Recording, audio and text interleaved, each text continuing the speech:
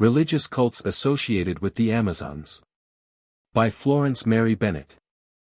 Chapter 1. The Amazons in Greek Legend.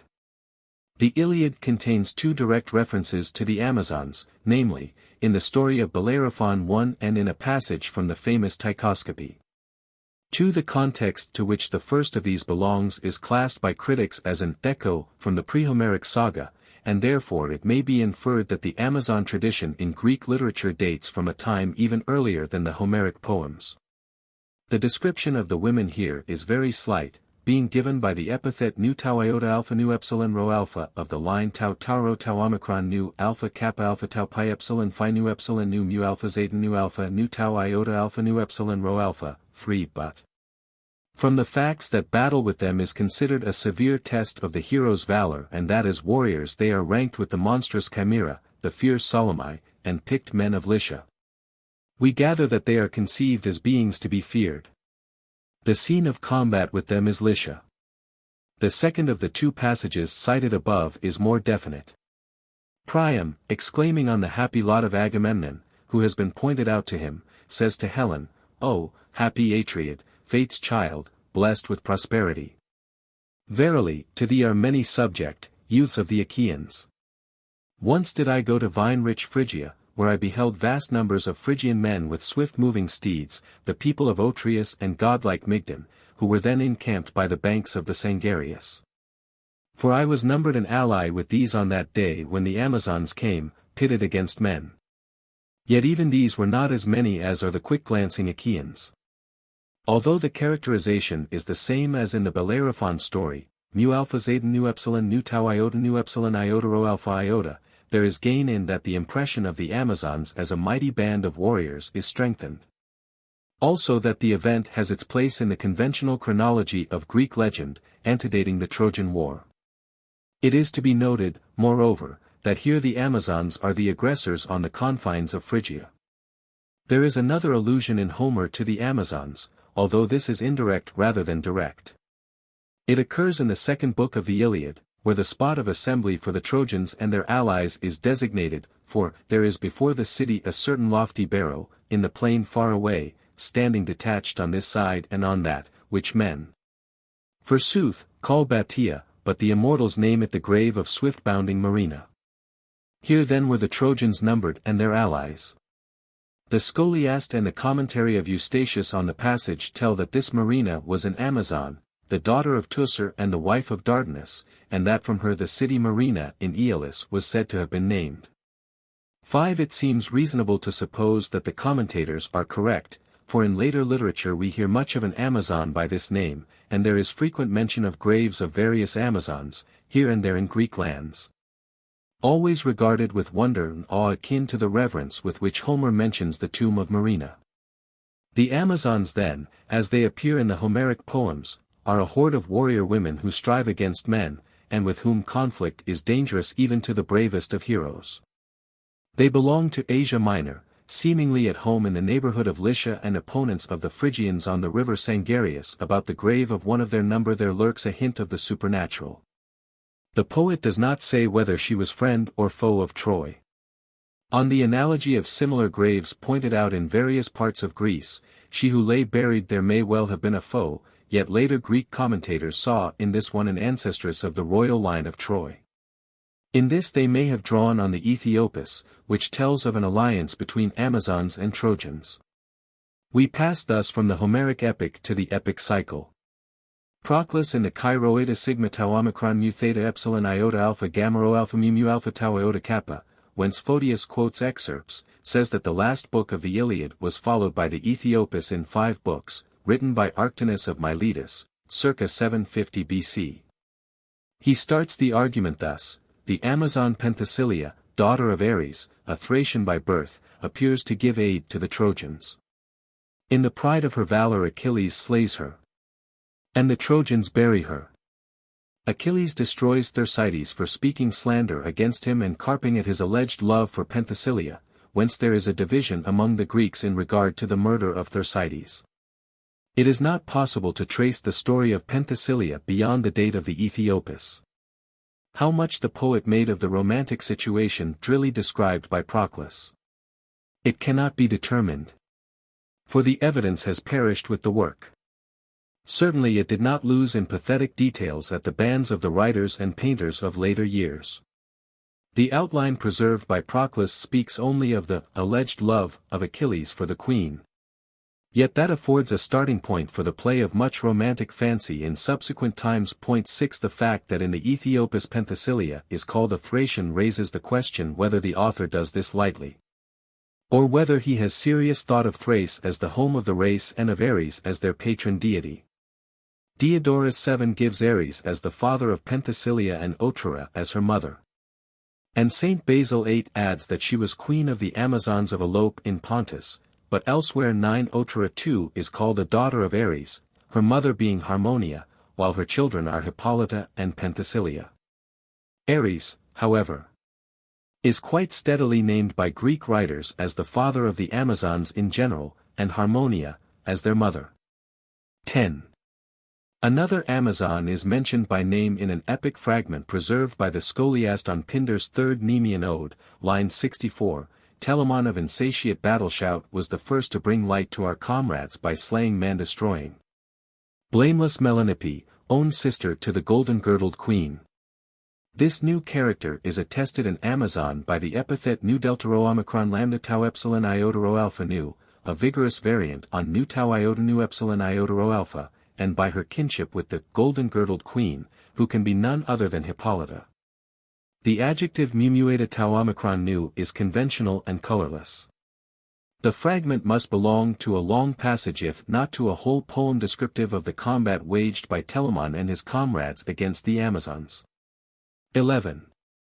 That the well-worn story of Heracles and the golden-girdled queen had its place in some song of the epic cycle seems a reasonable admission. 12 And it may therefore be considered proper to sketch its simple outline, as it appears in later poetry and prose. By the excellent testimony of the early vases which show Heracles and the Amazon together, the epic source of the later versions of the tale is dated in the period from the 8th to the 6th century BC. The general plot is this: Heracles, arrived at Themyscira, prepares to give battle for the girdle, in search of which he has been sent, but succeeds in obtaining it from the queen without force of arms. Whereupon Hera arouses the other Amazons against him.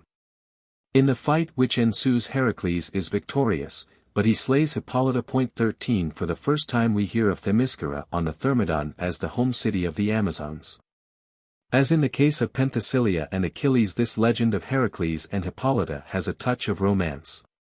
Even more romantic interest gathers about the story of Theseus and his Amazon, called usually Antiope, but often Hippolyta. The secret of this lies probably in the great vogue accorded to the traditional adventures of Theseus, the national hero of Athens. As in vase painting, Heracles, once popular with the masters of the old style, was gradually crowded aside by Theseus, so it happened in literature. It would seem that the epic from which the story of Theseus and Antiope 14 was derived was later than that which was the source of the tale of Heracles, for Theseus appears in company with the Amazons only on vases of the red-figured technique. Never on the older specimens of ceramic art. 15 According to Pausanias 16 there were two versions of the story of Antiope, that of Pindar, who told that she was stolen by Pirithous and Theseus, and that of Aegeas or Hegias of Treason, who told that when Heracles with Theseus as a companion was besieging Themyscira, Antiope betrayed the city for love of Theseus. The Athenian story of the invasion of Attica by the Amazons in search of their queen complements either version. How much material Euripides drew from the cycle for his conception of the mother of Hippolytus as the discarded wife of Theseus cannot be determined.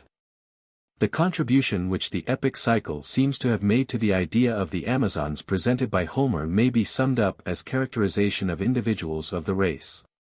To Homer the Amazons are merely a horde of redoubtable warriors, who appear at the gates of the Asiatic world.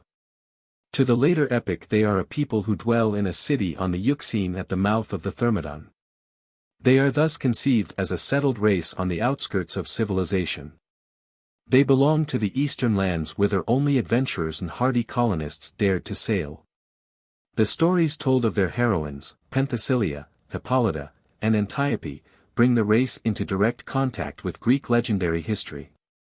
To say that in Homer the Amazons are creatures of fable, in the Cycle women of romantic legend, and to the Greek historians a race of the barbarians, seems a more or less serviceable way of expressing the growth of thought on this subject. So far as it is now to be ascertained. The value of such a statement lies in its being suggestive, rather than strictly accurate in detail. It is only another way of saying that epic verse as a medium of narration had given place to prose. Evidently the invasion of Attica, an event probably first described in the Cycle, is the historic fact, as the Greek historians regarded it, on which all doubts about the reality of the Amazon 17 might be broken. For as a memorial there were to be seen many tombs of these women in Greek lands. 18 The tale which Pausanias 19 heard about the Hippolyta who was buried at Megara is probably typical of the poetic legends current among the country folk wherever there was the tradition of the Amazons coming. I will write her story as the Megarians tell it, when the Amazons made their expedition for Antiope's sake and were overcome by Theseus. It was the fate of the many to die in battle, but Hippolyta, who was sister to Antiope and was at that time in command of the women, fled with a few to Megara. But, inasmuch as she had fared so ill with her armament, and was cast down by the circumstances of the present, and was still more discouraged about a safe return to Themyscira, she died of grief. And the shape of her tomb is like to an Amazonian shield. The place given to the invasion of the Amazons in the chronicles of the historians seems to have been as fixed as that of the Trojan War. Herodotus 20 represents the Athenians claiming a post of honor before the Battle of Plataea, supporting their plea by these deeds of Eld, tau pi alpha lambda alpha iota first, their succor of the Heraclidae, second. Their campaign against Thebes in vengeance of the dead followers of Polynices, third, their courage in the face of the invaders, who, coming from the river Thermodon, fell once upon the Attic land, and, finally, their inferiority to none in the Trojan War. The order of events here places this invasion before the Trojan War, a chronological arrangement in accord with the traditional date of Theseus. Herodotus, it will be observed, keeps to the geographical theory of the Cycle, placing the home of these warriors on the banks of the Thermodon. Strabo 21 clearly follows Herodotus and his successors, for he calls the plain about Themyscira tau tau nu mu alpha zeta nu omega nu pi epsilon delta omicron nu, but Diodorus, 22 giving the account of Dionysius of Mytilene, who, on his part, drew on Thymoetes. 23 states that a great horde of Amazons under Queen Marina started from Libya, passed through Egypt and Syria, and stopped at the Caicus in Aeolis, near which they founded several cities. Later, he says, they established Mytilene a little way beyond the Caicus. In addition to Marina in Aeolis 24 and Mytilene on Lesbos, several cities of Asia Minor boasted that they were founded by the Amazons. 25 Consistent with these claims is the fact that in this neighborhood the figure or head of an Amazon was in vogue as a coin type. 26 And it is to be noted that such devices are very rarely found on coins elsewhere. In a fragment of Ephorus, who was a native of Cyme and, therefore, presumably conversant with the details of the legends thereabouts, the Amazons are said to have lived in and near Mysia, Corea, and Lydia. This evidence as a whole seems to point, not to the plain at the mouth of the Thermodon as the traditional dwelling place of the race, but to a center much further west, namely, to that part of Asia Minor which borders on the Aegean. It is easy to reconcile this with the geographical setting of the story of Bellerophon, wherein Homer tells that the Amazons were sought and found somewhere near Lycia. Not far away are the island of Patmos, where there was a place called Amazonium, 27 and the island of Lemnos, where there was another marina. 28 Arctinus is said 29 to have introduced into the saga the motive of a cavalry combat waged by the Lydians and Magnesians against the Amazons, of which the scene would naturally be in this part of the world, but this same writer's statement that Penthesilea, who came to the help of Troy, was a Thracian, directs the attention away from Asia Minor, 30 although Thrace lay just across the Hellespont, near the Troad. It may well be, however, that the thought of Thrace in intimate association with this queen is rather to be aligned with the facts indicating yet a third traditional home for the race, namely, in the regions of Scythia north of the Euxine and Lake Maeotis. Herodotus evidently considered Themyscira, the original home of the Amazons.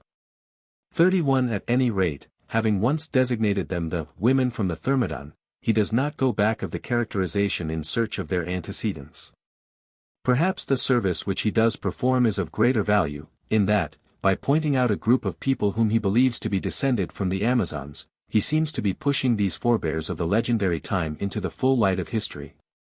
He tells 32 of the migration of a band of Amazons into the wild northern region between the Black Sea and the Caspian, beyond Lake Maeotis and the Tanais. From their intermarriage with the Scythians the Soromati were descended, a Scythian tribe among whom the women were warriors and hunters. Other writers 33 also speak of the Amazons on the Maeotic Lake, a sheet of water best known to the Greeks by its western boundary, the Tauric Chersonese, the place where Iphigenia lived as priestess of the cruel goddess.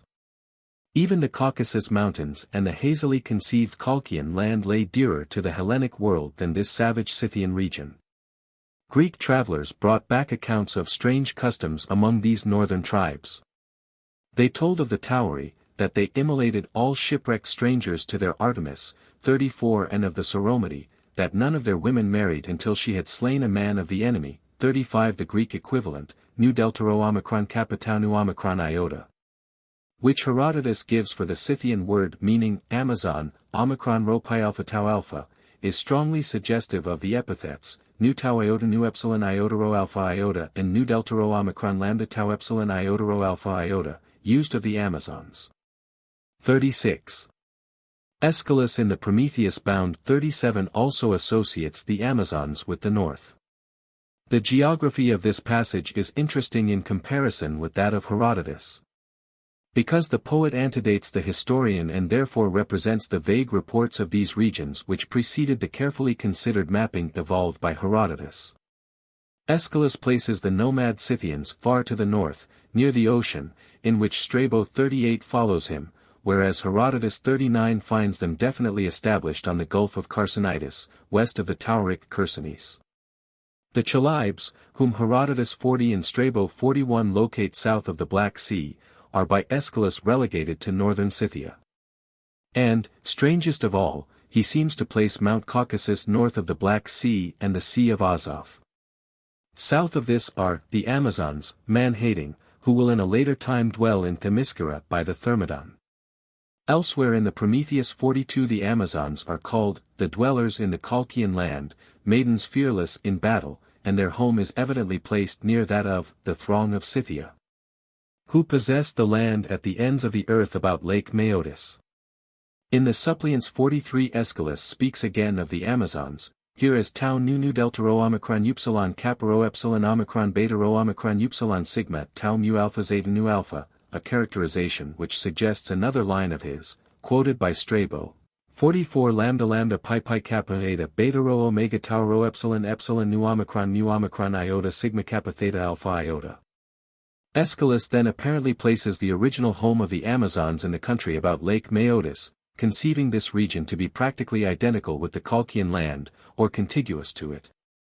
He speaks of their migrating thence to Themyscira, while Herodotus holds the opposite theory, that they migrated from an original home at Themyscira to Scythia. It seems proper to give the preference to the latter as the view commonly held in antiquity, for Herodotus is the later writer and the more scientific student of geography. Strabo, who had large opportunities for the comparison of conflicting accounts, pointedly says 45 that Themyscira, the plain thereabouts, and the overhanging mountains belonged to the Amazons, and that they were driven from this home. 46. It may be concluded that there were three centers to which Greek tradition assigned the Amazons, one in western Asia Minor, a large district in the form of a strip stretching from the Propontis to the tip of Lycia.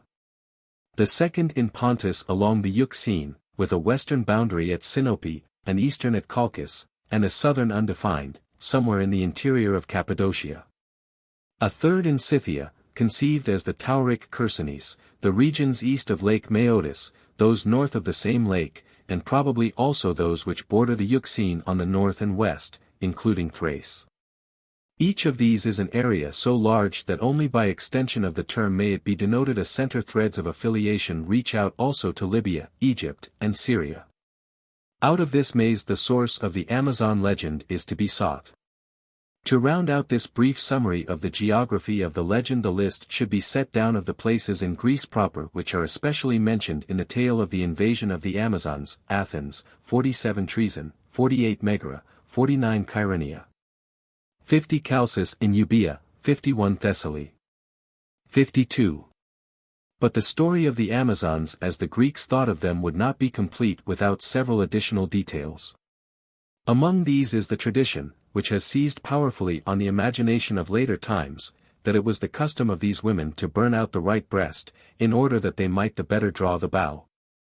53. The story is usually explained as an attempt to derive the word mu alpha zeta nu, from mu alpha zeta with prefix of privative. It seems probable that this false etymology grew out of the theory that the Sarmatians were descendants of the Amazons, for Hippocrates of Kos, a younger contemporary of Herodotus, gives a detailed account of the practice among the Sarmatian women. 54. Philostratus 55 takes pains to say that the Amazons were not thus mutilated. Most cogent as an argument against the universality of the theory in ancient times is the fact that nowhere among the extant remains of Greek art is there a representation of a single-breasted Amazon. All that can be brought forward for the other side from artistic sources is that there was evidently a convention in favor of showing one breast bare in plastic and pictorial delineations of these women. This naturally introduces the general subject of the treatment of the Amazons in Greek art. The battle between Greeks and Amazons was a favorite theme with the sculptors of friezes.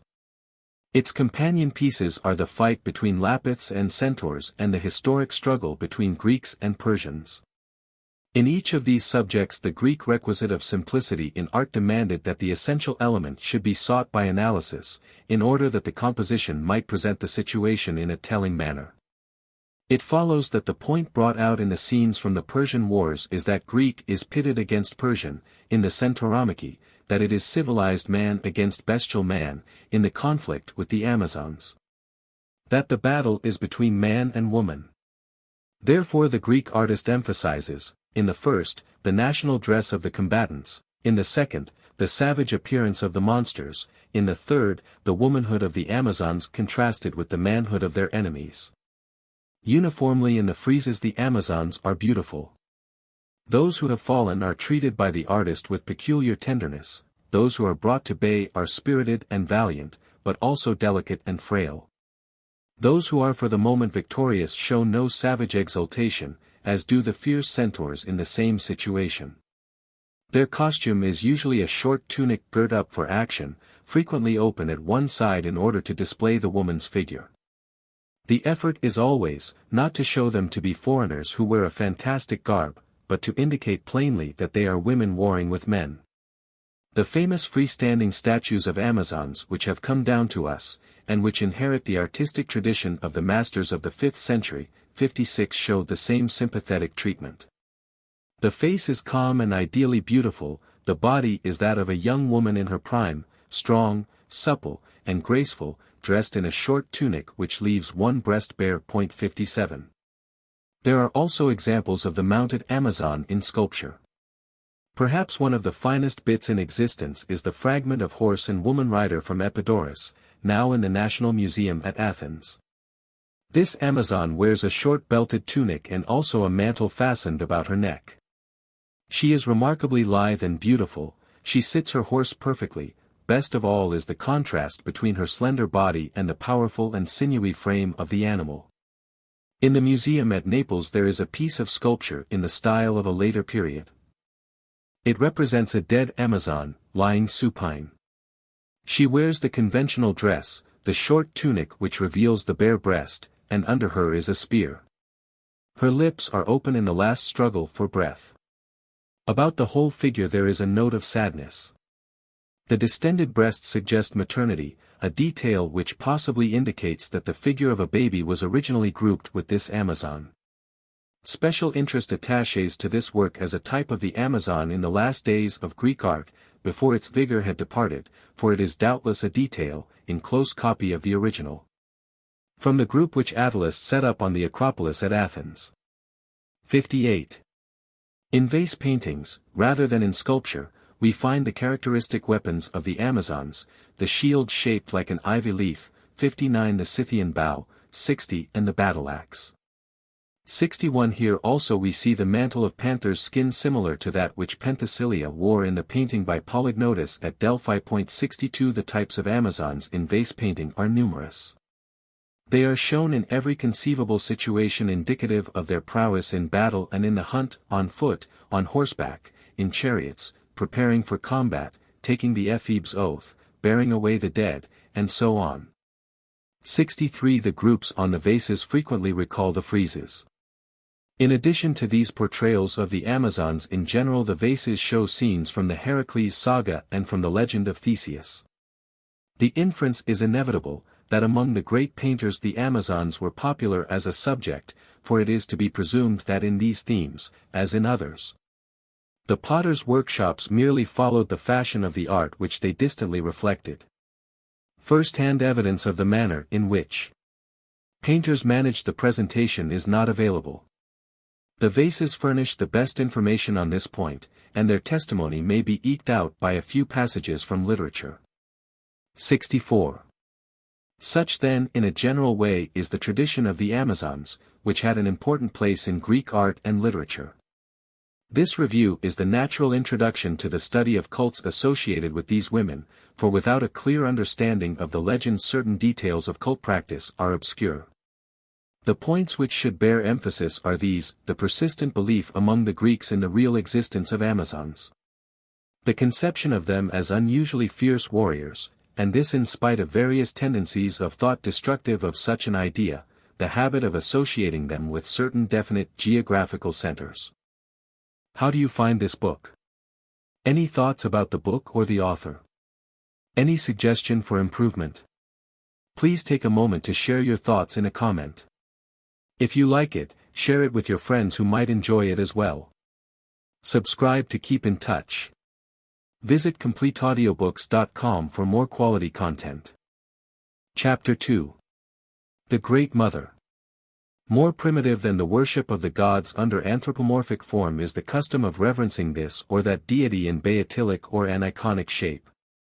A habit of religious cult for which there is ample evidence in the writings and monuments of the Greeks. This evidence, however, usually indicates such worship only in very early times, showing that it gave place here and there to a more highly developed stage, that of iconic symbolism. But there are examples of this primitive conception of deity in late times. Conspicuous among these survivals is the worship of Cybele under the form of the black stone of Pessinus in Phrygia. By order of the Sibylline books the cult was transplanted to Rome, in 204 BC, as a means of driving Hannibal out of Italy. 65. Apollonius 66 represents the Amazons engaged in ritual exactly similar to that of Pessinus, venerating a black stone placed on an altar in an open temple situated on an island off the coast of Colchis. The character of the worship which he depicts makes it probable that he drew his information on this point from an early source, especially since we learn from Diodorus 67 that the Amazons paid marked honor to the mother of the gods, consecrating to her the island of Samothrace, setting up her altars there, and performing magnificent sacrifices. At any rate, the two passages substantiate the fact that the Amazons were votaries of the mother, who was known both as Rhea and as Cybele. One story 68 told that Scamander introduced the rites of the Cretan mother into Phrygia, and that they were firmly established at Pessinus on the Sangarius as a chief center, where the goddess received from the mountain ridge overhanging the city the well-known name, Dindymene. 69 Another account 70 had it that the home of Phrygian Cybele's worship was in Samothrace, whence Dardanus brought the cult to Phrygia. An attempt to rationalize the two legends developed the tale 71 that Coryba of Samothrace, son of Demeter and Jason, introduced the rites of his mother into Phrygia, and that his successors, the Carabants of Mount Ida in the Troad, passed over to the Cretan mountain of the same name, in order to educate the infant Zeus. In the minds of the various writers of antiquity to whom we are indebted for all that we know about orgiastic cults, there is such confusion that we are left in ignorance of accurate details which would serve to distinguish sharply one cult from another. We are informed on several points, however, concerning the worship of Cybele, the great mother of Phrygia, considered apart from other cults similar in character and expression. Her worship at Pessinus in particular is most important to an inquiry concerning the Amazons, because there, attested by history, was the same beatific form of the goddess under which the Amazons were said to have venerated her. Roman writers naturally, after the black stone had been set up in their city, were moved by interest and curiosity to examine the legends connected with the cult, and so it happens that to these sources we owe many facts. Often gleaned from the poets of the early empire who looked with disgust on the great vogue of this orgiastic cult in their day. Cybele of Pessinus was served by eunuch priests called Galli. 72 This office of priesthood, which was considered very honorable, seems to have commemorated the devotion of Hades to the goddess. Fortunately we have a record 73 of the peculiar form which the legend of Hades assumed at Pessinus. Here he was regarded as the son of a maiden by the fruit of an almond tree, which sprang from the bisexual Agdistis. Agdistis 74 loved him and made him her Perdros and Gallus. From the same source, Pausanias, we learn the Lydian variant of the story. 75 In this he is called the son of Calos of Phrygia. He established the orgies of the mother in Lydia, in connection with which he was so loved by the goddess that Zeus in jealousy sent a wild boar into the fields of Lydia, which killed Hades. Both versions show that the youth held in Cybele's mysteries a position similar to that of Adonis with Aphrodite and of Osiris with Isis, 76, but it seems to have been the peculiar characteristic of the cult of Cybele that her companion was a Gallus. The fact which stands out conspicuously in all the records of the Pessinuntian rites is the service of effeminate priests, 77 who apparently represent him. In this there is probably a clue to the connection between Cretan Rhea and Phrygian Cybele, for in the two sets of cult legends there is frequent mention of the Dactyli, who belong both to Cretan and Trojan Ida. 78 Their evident association with metallurgy recalls the iron sickle produced by Gaia and given to Cronus to accomplish the overthrow of Uranus. 79. The underlying idea in the cult of Cybele seems to have been that of an earth goddess of fertility in man, beast, and field. Her worship was accompanied by the sound of crashing drums and cymbals, the music of the pipe, and the voices of frenzied votaries. Of her inspiration came a form of holy madness, which endowed the worshipper with a sense of mystic ecstasy and supernatural strength. The best extant description of the rites is that given by Lucretius, 80 which, although it is marred by the allegorizing tendency of the poet's thought, conveys an excellent impression of the tumultuous festival. The most awe-inspiring detail of the ceremonies is that beneath the joy of the throng's self-surrender to the deity there is a terrific undertone like that of the muttering drums. The fervor of rejoicing may in a moment become the curse of irresistible madness sent by the mother. It is a presage of the morning in the Hades of Catullus, 81. Dea magna, dea Cybele, dindimi dea, domina. Procula mea tus sit furor omnis, hera, domo. Alios age incitados, alios age rabidos. Ancient notices speak of other priests of Cybele, less important than the Galli. These were the Sabine Metrogyrti, 82 mendicant friars, whose machinations at Rome were scorned by Juvenal. 83. In the cult legends the Galli of history are probably represented by the Carabants, about whom there is much confusion. At times they seem to belong only to Cybele's rites, at other times they are completely identified with the Cuorites. Probably the tales of Carabants and Cuorites preserve the record of primitive armed dances of religious character, in honor of Phrygian Cybele and Cretan Rhea respectively. As the two deities are essentially the same, 84 so the hoplite attendants of the one are practically the same as those of the other. As each cult assumed local individuality, the myths concerning the Carabants would gradually appear to be quite distinct from those about the Cuorites. Naturally, only an initiate in the mysteries attached to either cult would possess accurate information on details, and his lips would be inevitably sealed on all important points. So that posterity must be content to remain puzzled by remarks like this of Pausanias, 85, in lineage the Carabants are different from the Cuorites, but, although I know the truth about both, I pass it over. Unfortunately certain writings by Epimenides 86 which might have proved highly satisfactory to modern inquiry have perished. In the actual ceremonies performed at Cybele's shrines, the original warlike character 87 was almost lost in the mystic frenzy which found expression in noisy shouting and self-affliction. But it is doubtless to be traced in the measured beating of drums, the clashing of cymbals, and the music of the pipe, which set the rhythm for the ecstatic motions of the worshippers. It was expressed also in the political and warlike aspect of the goddess thus adored. 88 The Cretan legends told that the Phrygian Carabants were summoned to the island, where by beating their shields with their swords they drowned the cries of the newborn Zeus from the ears of his jealous father. And so originated the Pyrrhic dance in which the later Cuorites honored Rhea, by moving to and fro in measured time, nodding their crested helmets, and striking their shields. 89. The Cuorites are, moreover, confounded with the Dactyli, who are usually given as 5 in number: Heracles, Paeonius, Epimedes, Jason, and Idas. 90. The metallurgists of Cretan and Trojan Ida, also with the mysterious Nu Alpha Kappa Tau Epsilon Pi Alpha Delta Epsilon, who are either the Dioscuri or the Cabri. 91. Idas is the name, not only of a Curite, but likewise of one of the Messenian rivals and counterparts of the Spartan Delta Iota Sigma Kappa Omicron Upsilon Rho Omicron Iota. 92. Jason is the name of the mortal whom Demeter loved in Crete. 93. And who with her belongs to the mysteries of Samothrace. The dactyl Heracles, whom Pausanias 94 carefully distinguishes from Alcmena's son, is by this writer 95 very cleverly identified with the deity of this name worshipped at Erythrae in Ionia, at Tyre, and even at Mycalessus in Boeotia. The Cabri, being confounded with the Dactyli, are brought into close relation to the Cuorites. On the other hand, they are confused with the Carabants through Corybas, son of Jason and Demeter, who was said to have introduced his mother's worship into Phrygia from Samothrace. 96. Of the Cabiric mysteries very little can be said with certainty, except that Demeter was here revered as the mother of Plutus by Jason.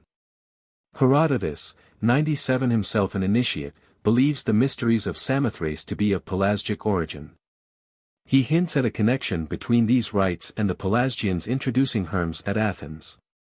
Furthermore, he describes 98 the type under which the Cabri were portrayed in plastic art, that of a pygmy man, precisely like the Pataeusai, or grotesque figureheads which the Phoenician triremes carried. Excavations at the Cabirium in Thebes have yielded a unique class of vases which confirm his statement. 99 Their chief interest, apart from the peculiarities of technique, is in the frank caricature shown in the painted figures. The scenes are chiefly Dionysiac in character, from which it is to be inferred that the Theban Cabris was a form of Dionysus, but this hardly agrees with the words of Pausanias, 100 who uses the plural number of the Cabri at Thebes. He says that he is not at liberty to reveal anything about them, nor about the acts which were performed there in honor of the mother, that he can only say that there was once a city on this spot, that there were certain men called Cabri, among whom were Prometheus and his son, Aeneas, and that the mysteries were given by Demeter to the Cabri. This account favors Welker's theory 101 that the Cabri were the burners. In this capacity they would approach closely to the Dactyli. But they are not for this reason necessarily divorced from companionship with Dionysus, whom Pindar 102 calls the paired rose of Demeter, Chi Alpha Lambda Kappa Omicron Kappa Rho Tau Omicron Upsilon Pi Rho Epsilon Delta Rho Omicron Nu Delta Eta Mu Tau Epsilon Rho Omicron. The epithet Chi Alpha Lambda Kappa Omicron Kappa Rho Tau Omicron Upsilon shows the intimate bond between Demeter and the mother of the gods. 103 Dionysus is placed naturally at the side of the former, since his worship, in cult and in legend, is to be classed with that of the great mother of Phrygia, Rhea's double. 104 Demeter is indeed, the earth mother of Greece, on whose cult ideas were grafted which belonged to the ceremonial of the mother in Phrygia and Lydia. 105. So it is not strange that the Samothracian goddess closely approximates the form of Cybele, and that we find the Amazons consecrating this island to the mother of the gods. 106 But there is room for much conjecture concerning the meaning of the connection between the Amazons and the deity of Samothrace. 107 It is probable that there is some bearing on this in the legend of the settlement of Samothrace recorded by Pausanias. 108 This tells that the people of Samos, driven out by Androclus and the Ephesians, fled to this island, and named it Samothrace in place of the older name, Dardania. The charge which Androclus had brought against the Samian exiles was that they had joined the Carians in plotting against the Ionians. It would appear then that these colonists of Samothrace were bound by strong ties, probably of blood, to the pre-Ionic population of Ephesus and its environs, by whom the shrine of Ephesian Artemis was founded. A shrine indissolubly connected with the Amazon tradition. 109 With these facts must be considered the opinion of Herodotus that the Samothracian mysteries were of Pelasgian origin. In Samothrace there were also Carabantic rites of Hecate. These were performed in the Zorinthian cave, 110 from which Apollo and Artemis derived an epithet. 111 The sacrifice of dogs to Hecate held a prominent place in these mysteries. This sacrificial rite is so infrequent in Greek religion that it commands special attention wherever it is found.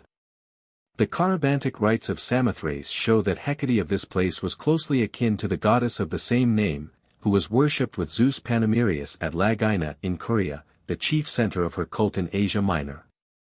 112 Strabo 113 classes her cult as Phrygian Thracian. Farnell 114 comments on the close connection between Artemis Pharia of Thessaly and this Hecate and suggests Thrace as the home of the cult. Some supporting evidence for this opinion may be obtained by comparing with the statement that dogs were offered to Hecate in Samothrace, a remark of Sextus Empiricus, 115 that the Thracians used this animal for food. In Lemnos there were similar Carabantic rites in honor of Bendis, who is thus brought into relationship with Samothracian Cybele and her reflex Hecate, as well as with Cretan Rhea. 116 This great goddess of Lemnos is Thracian Bendis, the fierce huntress of the two spears and the double worship, of the heavens and of the earth, who received human sacrifice in her own country. 117 She entered the Greek pantheon as Thracian Artemis, closely allied to Cybele in Hecate. She has a counterpart in Phi Omega Sigma Phi Rho Omicron, from whom the Thracian Bosphorus was named, a goddess in whose rites the torch has a conspicuous place. 118. Thus a long list may be made out of female deities who show the general characteristics of Phrygian Cybele, the Lydian mother, Cybele or Cybele, Rhea of Crete, Hecate of Samothrace and Lagina, Bendis of Thrace and Lemnos, Cappadocian Ma. 119 Britomartis, or Dictina, of Crete, who is a Phia at Aegina, 120 The Syrian goddess of Hierapolis, 121 Several forms of Artemis of the Tauric Chersonese, of Broron, of Laodicea 122 of Ephesus, 123 Artemis Aphrodite of Persia. 124 The conception common to all these is that of a nature goddess, whose rites are orgiastic, and whose protection, as that of a woman warrior, is claimed for the state. It is probably correct to assume that Artemis Tauropolos, to whom Diodorus 125 says that the Amazons offered sacrifice, is a form of Cybele, presumably Tauric Artemis. Therefore this name should be added to the list. It deserves special prominence, because the Amazons are shown to have been her votaries. In connection with Aphrodite, who, like Artemis, although less frequently, was identified with the mother, Arnobius 126 relates that in a frenzy of devotion to this deity the daughter of Agallus cut off her breasts. A story strikingly reminiscent of the tradition of single-breasted Amazons, and also suggestive of the fact that there were Galli in certain forms of Aphrodite's worship. 127. The cult of Cybele seems to have been an indigenous religion in Phrygia and Lydia, 128 duplicated in almost all its essential details by that of Cretan Rhea. Since the Cretan rites of the mother, in all probability, belonged originally to the Edio-Cretan population of the island, a non-Hellenic folk apparently, who seem to have been akin to the Asiatic folk not far away.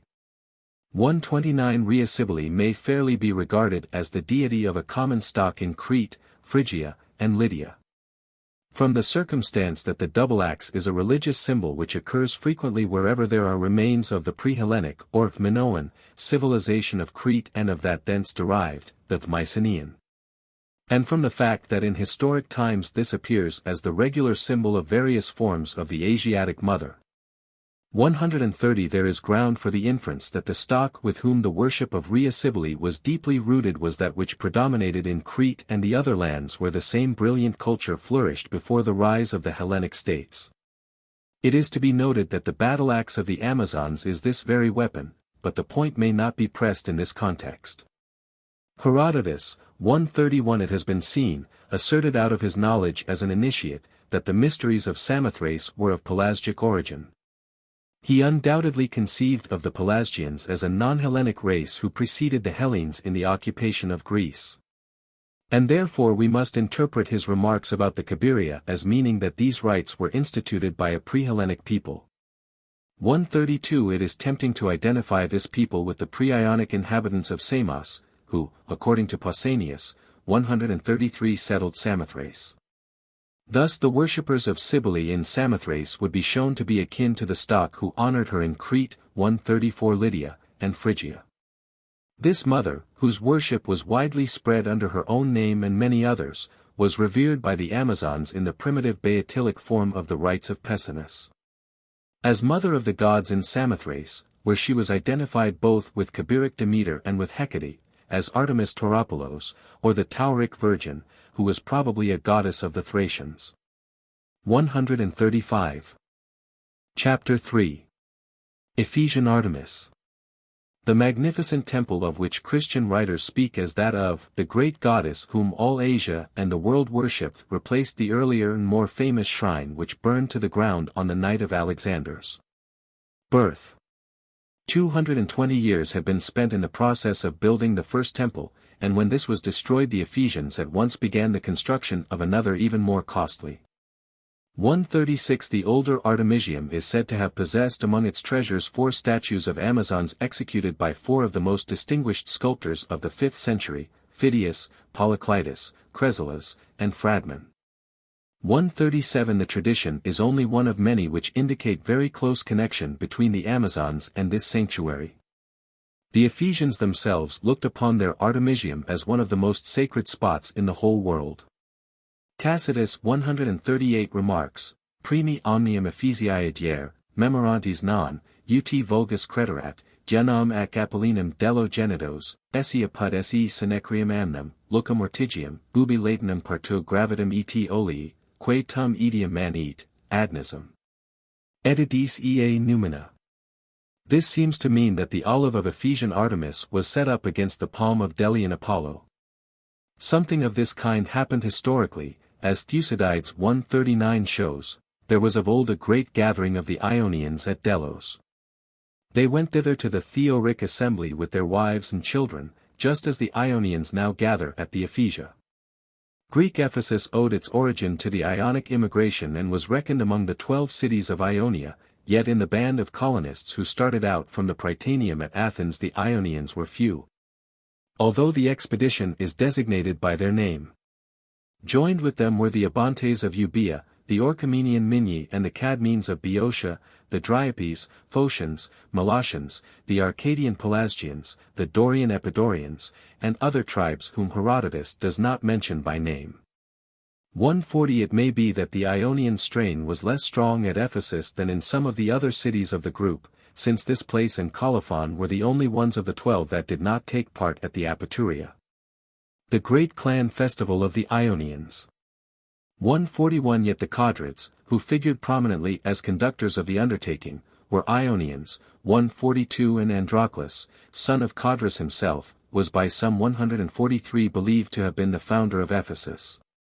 Pausanias was told that he fell in battle against the Carians and was shown his tomb at Ephesus. 144. Pausanias 145 represents Androclus, whom he calls king of the Ionians who sailed to Ephesus, the founder of the Ionic city, but he believes the shrine of Artemis there to be very ancient. He states with certainty that it antedated the Ionic immigration by many years, being older even than the oracular shrine of Apollo at Didymi. He attributes its establishment to Autochthons, Coresus, 146 who was son of Castor, and Ephesus. He says that the pre-Ionic inhabitants of the city were Leleges and Lydians with a predominance of the latter and that, although Androclus drove out of the land all those whom he found in the upper city, He did not interfere with those who dwelt about the sanctuary. By giving and receiving pledges he put these on a footing of neutrality. These remarks of Pausanias find confirmation in the form of the cult in historic times, which, being in all its essentials non-Hellenic, admits of plausible interpretation only as an indigenous worship taken over by the Greek settlers. The Artemisium at Ephesus was preeminently a shrine which gave rites of sanctuary to suppliants, a fact indicative of a wide difference between this goddess and the Greek Artemis. 147 Those who invoked the protection of the sanctuary appeared with olive boughs twined with fillets of wool. 148. The Amazons are noticed in legend as founders of the shrine and as fugitives claiming its asylum. Pindar 149 told that they established the sanctuary on their way to Athens to war against Theseus. Possibly this is the account followed by Callimachus 150 in the lines telling how the Amazons set up the Beta-Rotau Alpha of Artemis, in the shade of an oak with goodly trunk. 151 which grew in Ephesus by the sea. Justin 152 states the tradition that the city itself was founded by the Amazons. Pausanias 153 maintains that Pindar was incorrect in his assertion that the shrine was founded by the Amazons. He says that long before they started on their Attic campaign they had twice taken refuge at the Artemisium, once from Heracles, and, earlier still, from Dionysus. Tacitus, 154 continuing his quotation of claims put forward by the Ephesians themselves, says, Mox liberum patrem, bello victorum, supplicibus Amazonum, quae eram incederant, ignovus. Octum hinc concessu Hercules, cum Lydia pateriter, ceremonium templo. According to this the Amazons inaugurated the custom of seeking asylum at the Artemisium, and to them therefore was due the conspicuous part which the shrine played as a place of sanctuary. It is reasonable to infer from these various sources that in the holy records and traditions of the Ephesian temple the Amazons were prominent. Even Pausanias, who denies that the Amazons founded the shrine, ascribes to their fame, since they were reported its founders, a large measure of the prestige which belonged to the cult of Ephesian Artemis all over the Greek world. He mentions this first in his list of reasons for the great reputation of the shrine, placing it on a par with the extreme antiquity of the sanctuary. Secondary to these two he mentions the wealth and influence of the city and the epiphany of the goddess there. 155 We must, indeed, believe that the Amazons stood in intimate relation to the cult of Ephesian Artemis. Yet in historical times there was a regulation which forbade women to enter the sanctuary. 156. Apart from her name it would be difficult to recognize the Greek Artemis in the deity of Ephesus. The cult statue showed her in form at once primitive and oriental. 157 It was carved out of a block of wood, 158 shaped like a herm in the lower part, showing the feet. The torso was that of a woman of many breasts. The type depicted on coins 159 is that of a draped woman of many breasts, wearing a turret crown on her head and resting either arm on a twisted column. She was served by eunuch priests, called Megabyzi, and by maidens. Presumably these priests are the same as the Essenes, whom Pausanias mentions as servitors for 1 year, who were bound by strict rules of chastity and required to submit to ascetic regulations of dietary and ablution. 160 The virgins associated with them passed through 3 stages, postulant, priestess, past priestess. 161 There is nothing to indicate the length of their term of service. The Megabyzi were held in the highest possible honor, 162 as were the Galli at Pessinus. This goddess of the turret crown and of many breasts, whose shrine required the attendance of the Megabyzi, is certainly a form of Cybele. If we were guided solely by the remark of Pausanias 163 that the sanctuary was founded by the pre-Ionic people of the region, that is, by Leleges and Lydians, among whom the latter were more numerous, we should expect to find the Lydian mother worshipped here. The name Artemis, under which the goddess appears, indicates that the Greek colonists appropriated the cult which they found. The Lydian mother was evidently identical with Magna Mater of Phrygia. Yet the Ephesian goddess, who is the mother under the name Artemis, is in her cult image neither Cybele as we know her whether under Boeotilic form or in the likeness of a matron 164, nor Hellenic Artemis. Artemidorus, 165. The student of dreams, says that peculiar sanctity attached to a particular type which he defines as that of Artemis Ephesia, Artemis of Perge, and the goddess called Eleuthera among the Lycians.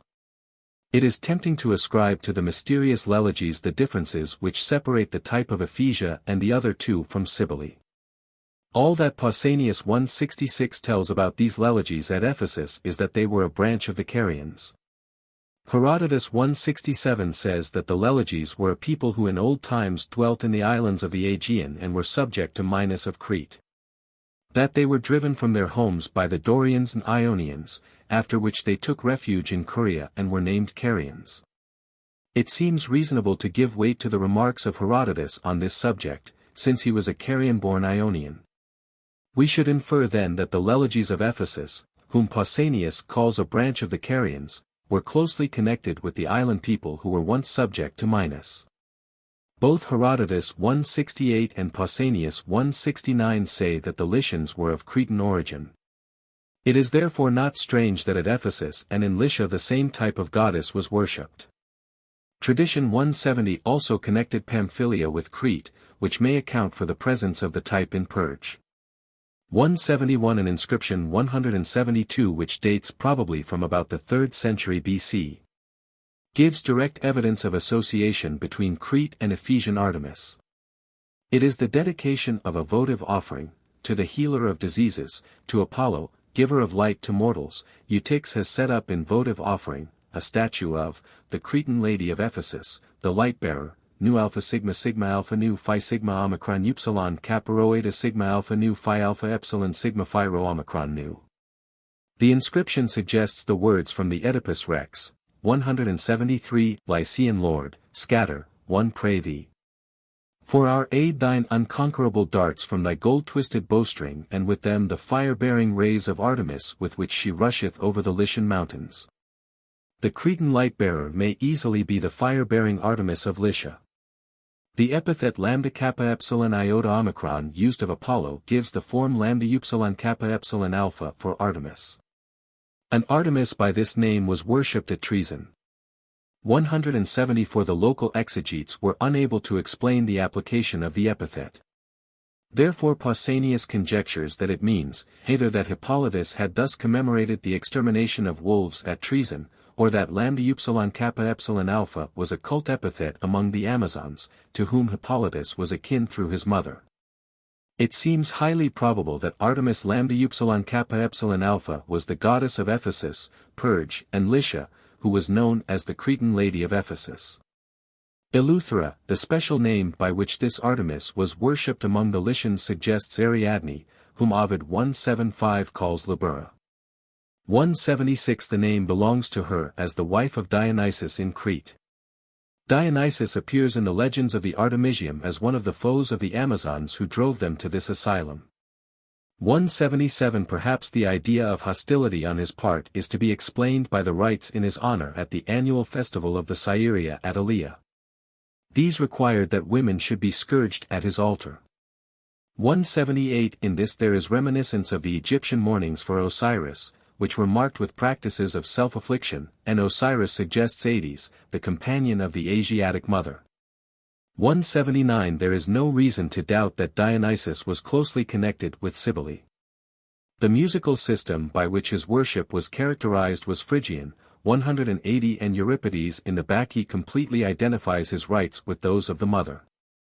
We hear also of men who marched in procession at his festivals with cymbals and tambourines.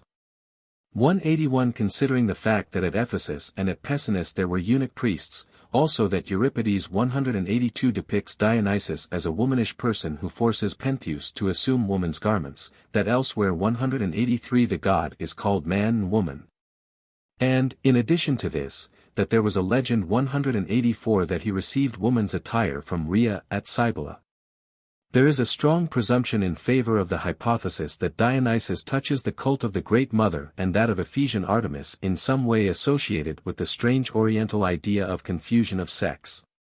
185 If this interpretation is correct, it probably applies also to the rites of Ariadne, for at Athens in the feast of the Oschophoria 2 youths dressed as women conducted a chorus in honor of Dionysus and Ariadne. 186. The Ephesian legend of Heracles and the Amazons 187 probably indicates a connection between the cult of Ephesian Artemis and that of the Lydian Heracles. This cult of Heracles is reflected in Greek legend as the adventure of the hero at the court of Omphale. The story runs thus: 188 Heracles was compelled to submit to slavery to this Lydian queen in order that he might recover from the madness which punished him for his murder of Eurytus. Omphale, who was daughter of Dardanus and widow of Molus, became enamored of her captive and married him. He gave up to her his weapons and received in return woman's dress and the distaff. He is represented sitting among the maidens and allowing the queen to beat him with her sandals whenever he has erred in spinning. The names Dardanus and Molus suggest, the former, Mount Ida and Samothrace, the latter, Lydia. It is noteworthy that Pausanias 189 identifies this Oriental Heracles with the Idaean dactyl of that name. Omphale is presumably Magna Mater, and probably the detail of the gift of the weapons 190 to her points to the fact that this goddess was warlike and political in Asia Minor. In this legend, as also in that which connects the Amazons with Dionysus, there appears the peculiar Asiatic idea of sex confusion. 191 granted a close connection between the Oriental Heracles and the Amazons at Ephesus. 192 The supposition does not seem audacious that the most widely spread of all the Hellenic traditions concerning the Amazons, that of the attack by Heracles on Themyscira, owed its origin to a cult saga typified by that of Ephesus. To summarize, there was close connection between the Amazons and Ephesian Artemis, a type of the mother showing Cretan-Lycian affiliations. Their place in the cult gave rise to the two local sagas which emphasize the Oriental idea of sex confusion. Chapter 4. Artemis Astrateia and Apollo Amazonius. Pausanias 193 says that there were two ways of accounting for the name of the town Pyrrhus in southern Greece. One derived it from Pyrrhus, son of Achilles, the other, from Pyrrhus, a god of the so-called Cuorides. There was also a local story that the town was settled by Silenus from Malea. Pausanias adds that the people about Malea explained how Silenus came to be called Pyrrhus also, but he does not give the explanation. He concludes his remarks about the town with these words: "In the marketplace there is a well of water which they believe was given to them by Silenus. There would be a dearth of water, if this well should fail. The gods who have sanctuaries in their land are Artemis, surnamed Astrateia, because the Amazons here ceased their forward march, and Apollo Amazonius. The statues are both Zoanna, and they say that they were set up by the women from the Thermodon." Thus the sole mention of these two cult epithets, presumably of great value to the investigator of the Amazon tradition, occurs in a passage which offers no help toward understanding them and in a puzzling context. It is strange to hear of the Amazons in Laconia, a canton in no way associated with the stock tale, as we know it, of the invasion of Attica. The few words in Pausanias suggest that the legend at Pyrrhus told of the halting of a large army. In this it would differ from the Boeotian tradition 194 of a small band of Amazons separated from the rest in their rout by Theseus. There is no mention of a goal, whether Athens or Treason, toward which the army that halted in Laconia were directing their campaign. It seems natural to name Apollo and Artemis together, yet the Artemis of Ephesus, with whom the Amazons were closely associated, and Artemis Tauropolos, also mentioned as a goddess whom they worshipped, are in no way like the companion of the Hellenic Apollo. The obvious course of reasoning is to assume that Astrateia is the Asiatic Artemis and that, therefore, Apollo Amazonius is fundamentally a non-Hellenic god. Although Apollo is preeminently a Greek divinity, the same name was used of a god worshipped in the Troad before the times of the earliest Aeolic colonization. The only attributes of this deity, whose epithet was Smintheus, were the bow and the gift of prophecy. 195 Throughout the Iliad Apollo appears as a Trojan rather than a Greek ally, a fact not without significance to this inquiry. Cicero 196 mentions three gods called Apollo, the son of Hephaestus and Athena, the son of Corybau, and the son of Zeus and Leto. Of the second, who would seem to belong to cults related to that of the mother, it was said that he was born in Crete, and that he contended with Zeus himself for the possession of the island. He is elsewhere called a son of Corybau, but this is the only reference to his struggle with Zeus. 197 This Apollo might appropriately be paired with an Artemis of the type of Ephesia. The sole hint at a ritual relation between Artemis and Apollo at Ephesus is in the inscription quoted above, 198, which records the dedication of a statue of the Cretan lady of Ephesus, the light-bearer, to Apollo, healer of diseases and giver of light to mortals. It was found to be not improbable that the Cretan lady was the goddess whom the Lycians worshipped under the type of Ephesia, and to whom as lambda upsilon kappa epsilon alpha Hippolytus dedicated a temple at Troezen. Sophocles 199 emphasizes the bow as the attribute of Apollo lambda kappa epsilon iota omicron, the companion of Artemis of Lycia. With this should be considered the fact that Apollo had 3 oracular shrines in Asia Minor at Branchide, Claris, and Patera in Lycia. Then the gift of prophecy as well as the bow, the 2 attributes of Apollo Smintheus may both be assigned to the Lycian Apollo. The hypothesis may be stated, that the Phrygian Lycian Apollo, closely allied to Artemis lambda upsilon kappa epsilon alpha, the Lycian type of Ephesia, is Apollo Amazonius. The theory tends to reconcile 2 conflicting statements, the one that of Pindar, 200 who represents Apollo as friendly to the Amazons, the other that of Macrobius, 201 who tells that he assisted Theseus and Heracles against them.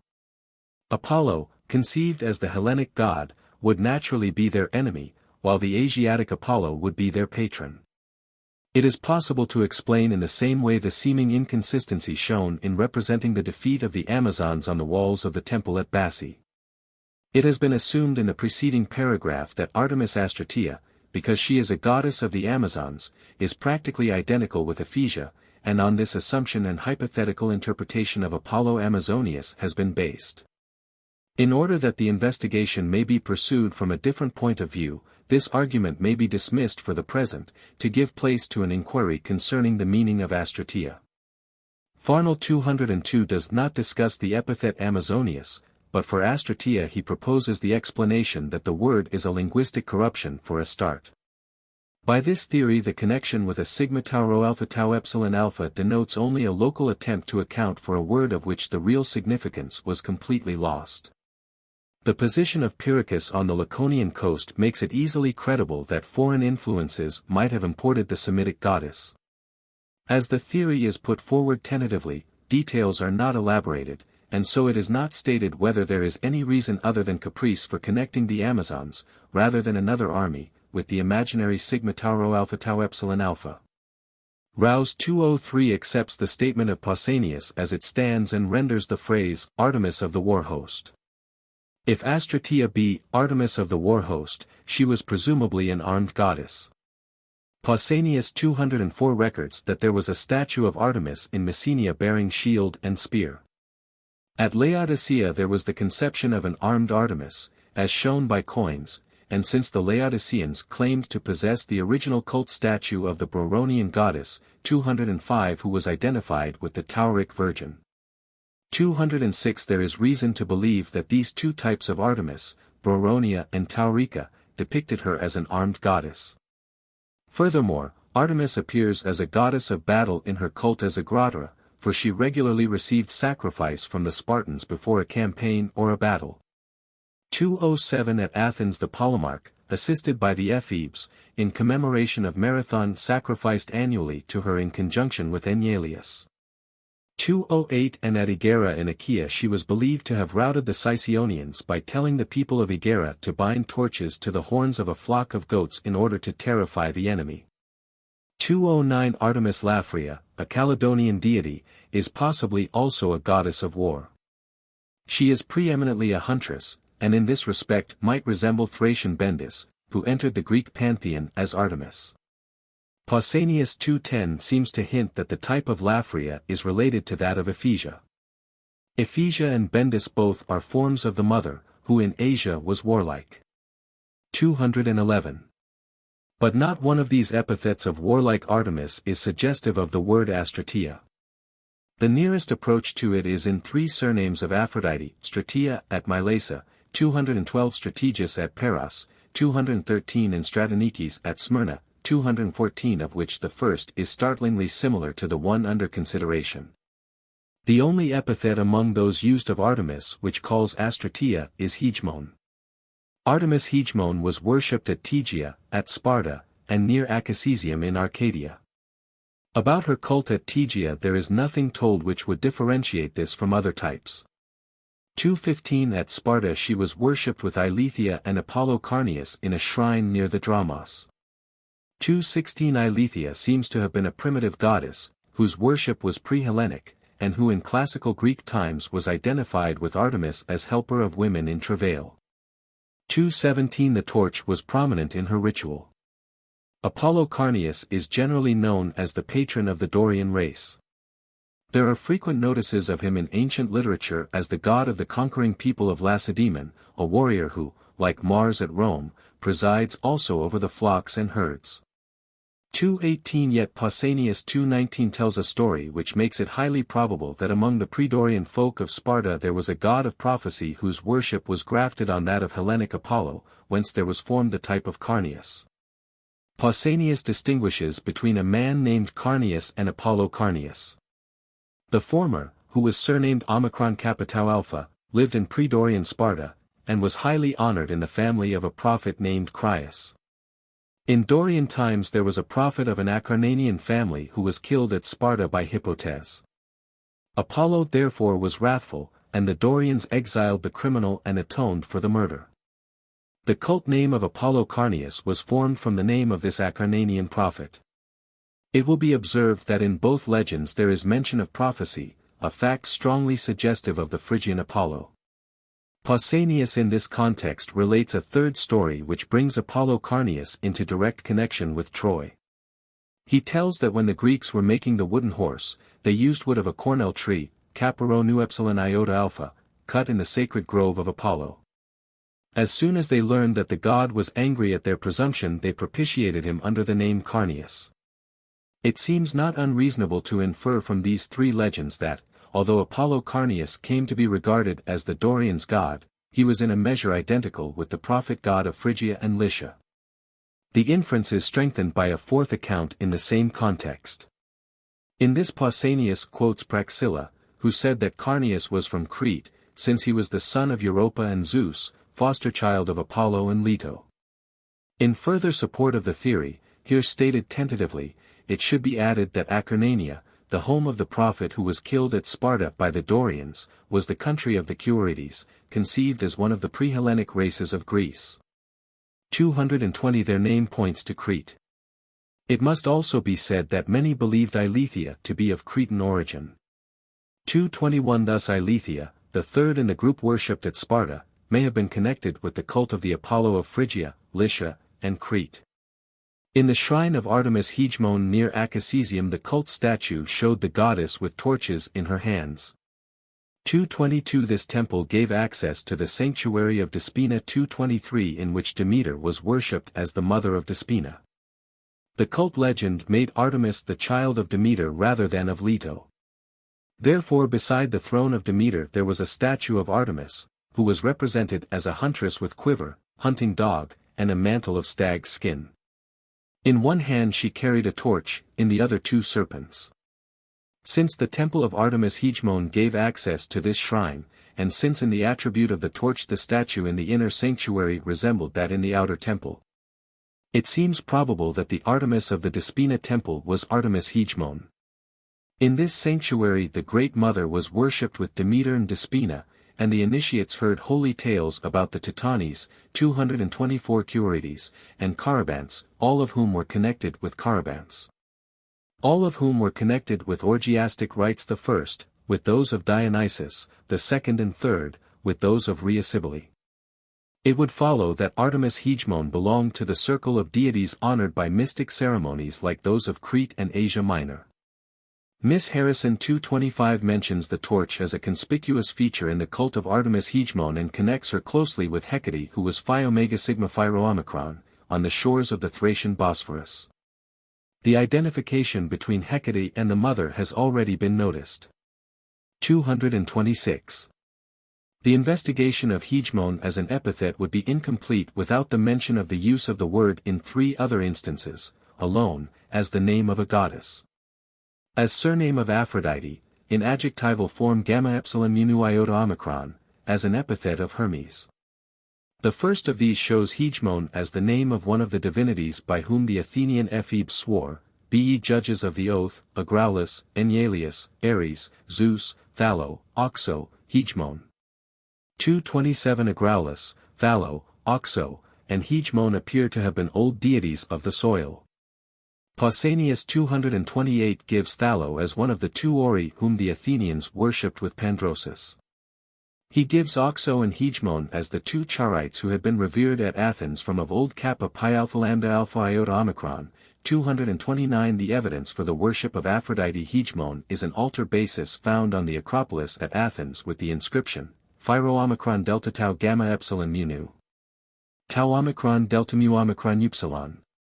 230 Epigraphical evidence also furnishes the epithet hegemonius with Hermes. The inscription 231 comes from the site of the Metrum at the Piraeus, where Hades was worshipped with the mother, and it is therefore presumable that this Hermes belongs in some way to this Asiatic cult. It is possible to interpret Hegemon as an epithet indicating warlike character. The phrase, leader of the people, applied to Aphrodite at Athens, suggests this. The Hegemon whom the Ephebes invoked may have been regarded as such a leader. That as a Charis she was a primitive goddess of the soil tends to support the theory, inasmuch as early divinities are frequently both givers of fertility and protectors of their people in battle. It has been seen that this was the case with Apollo Carneus at Sparta. It is noteworthy that there he was associated with Artemis Hegemon. This combination of qualities is displayed by the Great Mother and those resembling her. It has been noted that the Arcadian cult of Artemis Hegemon was in some way closely related to that of Despina, a goddess whose rites were connected with the Carabantic rites of Demeter and the Asiatic mother. Furthermore, the likeness between Artemis Hegemon and Hecate confirms the theory. But whether Artemis Hegemon gained her epithet from a warlike character or not, she is undeniably a goddess whose attribute was the torch, and in this she approaches several of those forms of Artemis which are admitted to be martial. 232 Artemis Agraura was a huntress like the Artemis, probably Hegemon, beside the throne of Demeter in the sanctuary of Despina. Like her, and also like the Artemis of the outer shrine, who was certainly Artemis Hegemon, she was a goddess of the torch. The fact comes out in the story of the rout of the Sicyonian army at Egera. In the version which the Pseudo-Plutarch gives of the ceremony in which the Polemarch and Ephebes sacrificed at Athens in memory of Marathon he substitutes Hecate for Artemis Agraura, the name given by Pollux. Artemis Laphria, who seems to have resembled Ephesia, was honored at Patrae in Achaea in an annual festival of fire. 233 Into an enclosure about her altar all sorts of wild beasts were driven to be burned alive. Like Agraura, and, presumably, like Hegemon, she was a huntress. Another huntress was Thracian Bendis, who was nearly related to Hecate and the mother, and who was taken over by the Greeks as a form of Artemis. Her rites required torches. 234. The torch does not appear as a feature in the Hellenic worship of Artemis until the 5th century BC. After that its connection with the cult becomes steadily more and more prominent. Its association with this goddess may be traced historically to the influence of orgiastic rituals from Thrace and Asia Minor, like those of the mother and Dionysus. And it is to be explained by the tendency to identify Artemis with various forms of Magna Mater. 235 The inference is inevitable that the three types of Artemis Agraura, Hegemon, and Laphria approach one which may be called Thracian Phrygian, probably that of Hecate, in so far as she is similar to Cybele.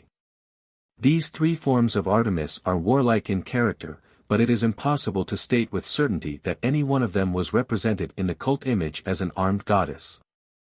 Such a statement can be made only of the statue of Artemis at Laodicea and of that which Pausanias saw at Messene. We possess no further record of the latter, but we are practically sure that the former was the type surnamed Taurica and Boronia. 236 Since the home of this cult was the Tauric Chersonese, where the goddess was called the Virgin, the type must be classed as Thracian, and since it resembles that of Rhea Cybele in Artemis Ephesia, it may properly be called Thracian Phrygian. Thus not only the forms of Artemis which imply a warlike character, but also those which represented her armed, indicate that the cult came from the countries where the chief deity was a woman, both mother and warrior. It follows, that if Artemis Astrateia be Artemis, of the war host, she is closely akin to the type of the mother. In other words, she is, as it was at first conjectured, very like Ephesia and Tauropolos. It remains to consider the possibility that she is Astarte. Cicero 237 remarks that Astarte of Syria was identified with Aphrodite, and that in this conception she appears as the wife of Adonis. Herein the type of Aphrodite approximates that of Cybele in Lydia and Phrygia, where Hades corresponds to Adonis. At Hierapolis the Syrian goddess described by the Pseudo-Lucian has characteristics of Artemis as well as Aphrodite. In these rites the torch was a prominent feature, as in those of the Thracian Phrygian mother. Thus Artemis Astarte might be precisely the same as warlike Artemis. Moreover, even if the goddess at Pyrrhus were an Astarte more similar to Aphrodite than to Artemis, the probabilities would be strong in favor of the theory that she was armed.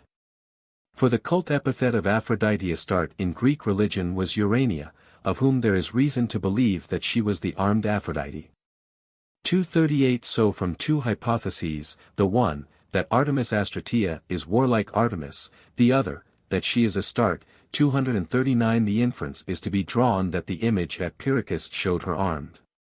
On the assumption that the goddess was armed, it is reasonable to suppose that an armed god was grouped with her. It is easy to imagine the Hellenic Apollo defending his people, inspiring them with courage, and visiting their enemies with pestilence, yet he is not a truly martial deity under any one of these conceptions. However, his worship at Sparta as Carneus has reminiscence of a time when he was regarded as a fighting god. Comment has already been made 240 on the indications that Carneus was a pre-Dorian divinity of prophecy whom the Hellenes identified with their Apollo. The Phrygian god to whom he was very possibly related was a warrior in so far as the bow was as fixedly his attribute as the mantic gift. Near Sparta there was the shrine of another Apollo 241 portrayed in rude and primitive fashion in the form of a colossal bronze column, to which were added the head, hands, and feet of a man. The figure wore a helmet, and in his hands he carried spear and bow. Amyclae, the village to which his sanctuary belonged, was one of the pre-Dorian cities which had held out valiantly, but had finally been devastated by the invaders. 242 Here there was preserved down to the time of Pausanias a sanctuary of Alexandra, so called by the Amyclaeans, who was said to be Priam's daughter Cassandra. 243 At Leuctra in Laconia this Alexandra had a temple and image, and here there were Zoanna of Apollo Carneus, made after the custom of the Lacedaemonians of Sparta. 244 Cassandra is conspicuously a prophetess who belongs to Troy and to Trojan Apollo, and therefore a relation between her cult and that of Carneus, a god who seems to have been originally identical with the prophetic Apollo of Phrygia, Lycia, and Crete. 245 is natural. Apollo Amyclaeus resembles this Cretan Asiatic Apollo in the attribute of the bow, and the helmet and spear betray his relation to Apollo Carneus. Moreover, since at Leuctra in Laconia there was evidently a connection between the rites of Cassandra and Apollo Carneus, the inference may be drawn that at Amyclae she stood in ritual relation to the local god. It would follow that Apollo Amyclaeus was in some way a prophet, and thus in another detail Amyclaeus resembles the pre-Dorian Carneus.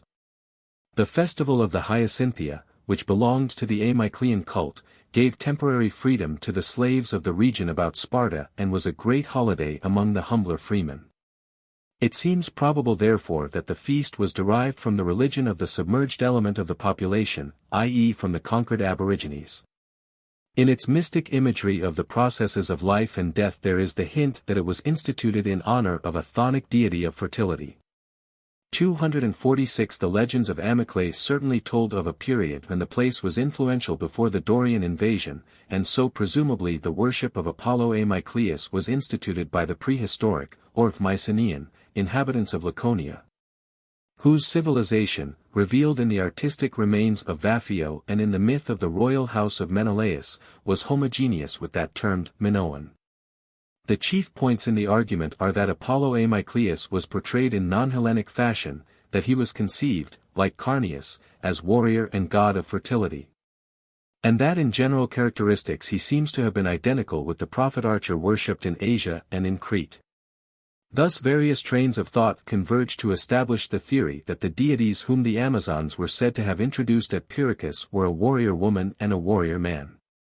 The former seems to have been akin to Cybele, the Tauric Virgin, Ephesian Artemis, and others of the general type which includes these, the latter.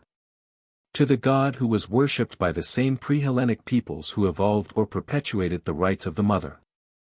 He is a male divinity of battle and fertility, who was originally of secondary importance to the female. The mantic gift which belongs to him fits in well with the clamor which accompanied the ceremonies of the mother in historical times and with the sense of possession by divine power which seized upon her worshippers. As Aeschylus clearly shows in the character of Cassandra, the skill of prophecy is divine madness. Frenzy was prominent in all orgiastic cults. With the thought in mind that Artemis Astrateia and Apollo Amazonius are gods of the race who lived in Laconia before the Hellenes, it is important to examine the brief account which Pausanias furnishes of Pyrrhus. 247 The town was said to have been named either from Pyrrhus or from Pyrrhus, the latter a god of the so-called Curetes. It is natural that the epic tales about the house of Menelaus at Sparta should have been in vogue elsewhere in Laconia. Therefore the story of the coming of Pyrrhus to wed Hermione was associated with Pyrrhus and also with Syra 248 on a river not far away. Pausanias, however, puts more confidence in the other account of the name of the town. The theory that Pyrrhus was a god of the so-called Curetes implies that these are here conceived to be a primitive folk. The only region of Greece to which an early people of this name may be assigned with certainty is the land north of the Corinthian Gulf. Apollodorus 249 states that the older name of Aetolia, regarded as the tract extending from the Ivinus to the Achilles, was Curetes, and Pausanias 250 tells that the Curetes were the earliest inhabitants of Acarnania. In the legend of Meleager, as it is preserved in the Iliad, 251 the Curetes are shown besieging Calydon, the Aetolian city. The dispute had arisen over the division of the spoils of the famous boar hunt. The death of Meleager, who gives his life for the city, is ascribed in the Homeric version to the prayers of his mother Althea, who had cried on Hades and Persephone to destroy him in vengeance for his having slain her brother. A prince of the Curetes. Pausanias 252 quotes the Eoeae of Hesiod and the Minyad as authorities for the statement that he was killed by Apollo, the patron of the Curetes against the Aetolians. In the Homeric story there is a hint that Apollo was unfriendly to the Caledonians. This is in the reference to the presumption of Idas, who attempted to shoot Apollo who had ravished his wife Marpessa. By Idas she was mother of Cleopatra, the wife of Meleager. Heroic legend shows many connections between this region of Acarnania and Aetolia and that of Messenia and Laconia.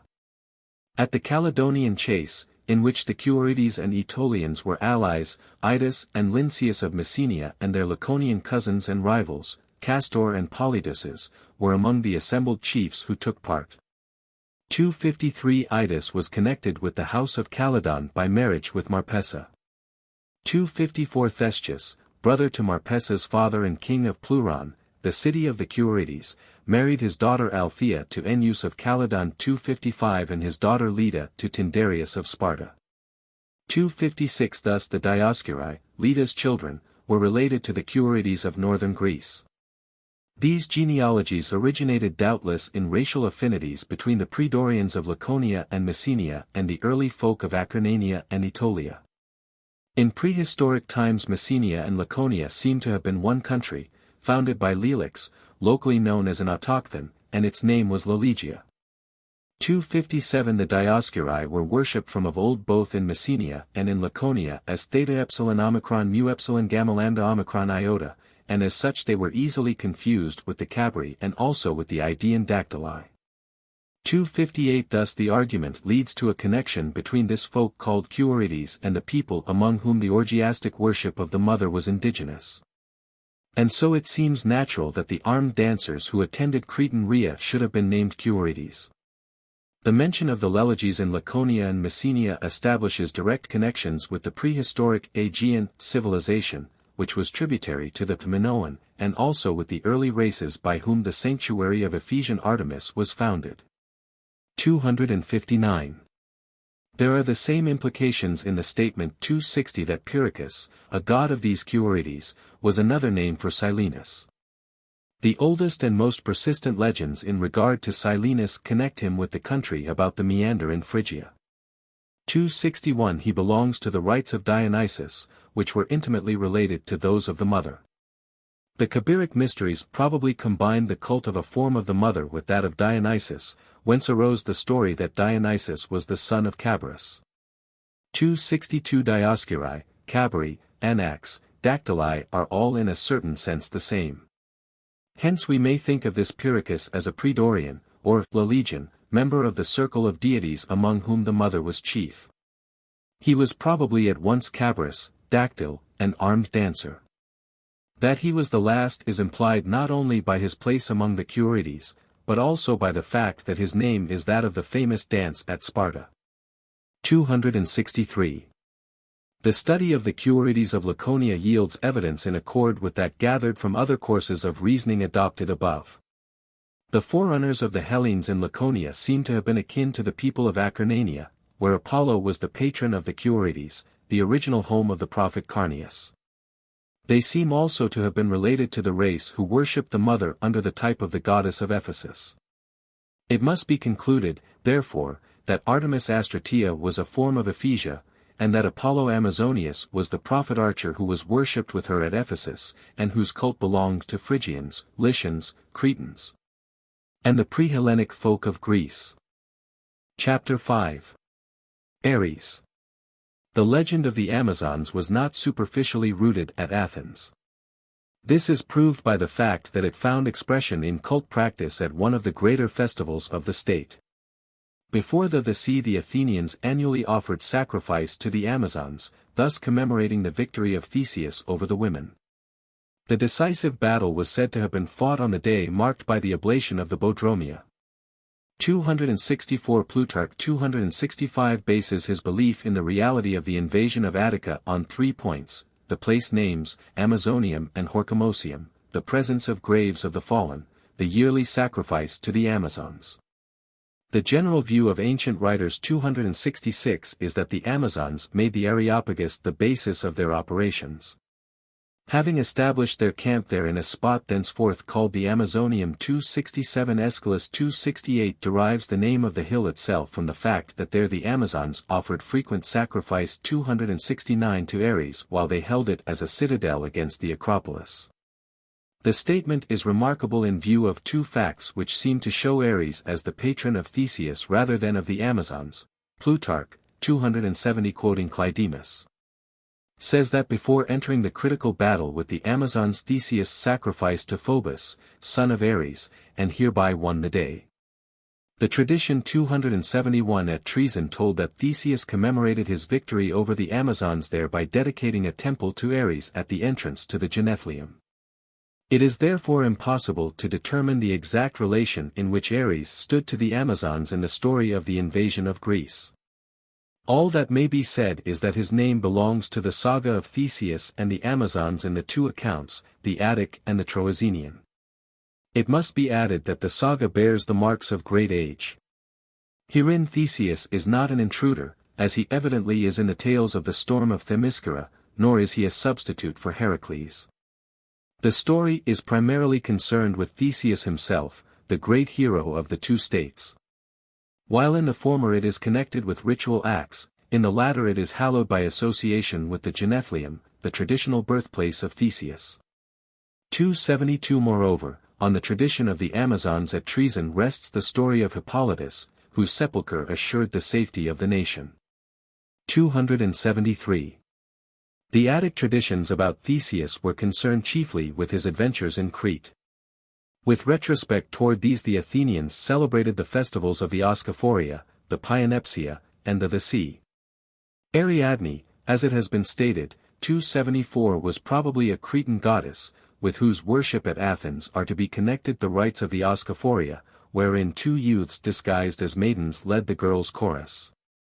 The implication is that the Oriental idea of sex confusion was associated with the festival. It seems therefore that the ceremonies instituted by Theseus reflect the Anatolian worship of Cybele. It accords with the customary restraint of Hellenic habits that the Oriental idea shown in the cults of Cybele, Ephesian Artemis, and the Syrian goddess, manifested itself at Athens merely in a pleasing mask. The name of Theseus also connected Treason with Crete.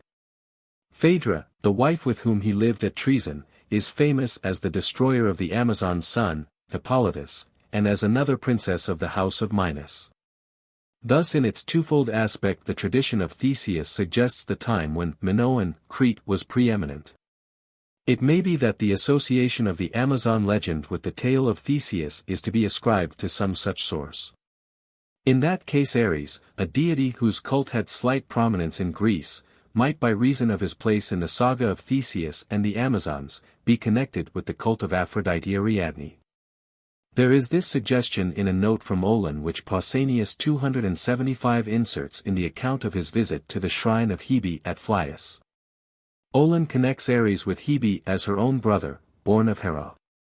Her shrine at Phlius is shown to be very old by the fact that her worship here was in the strictest sense aniconic.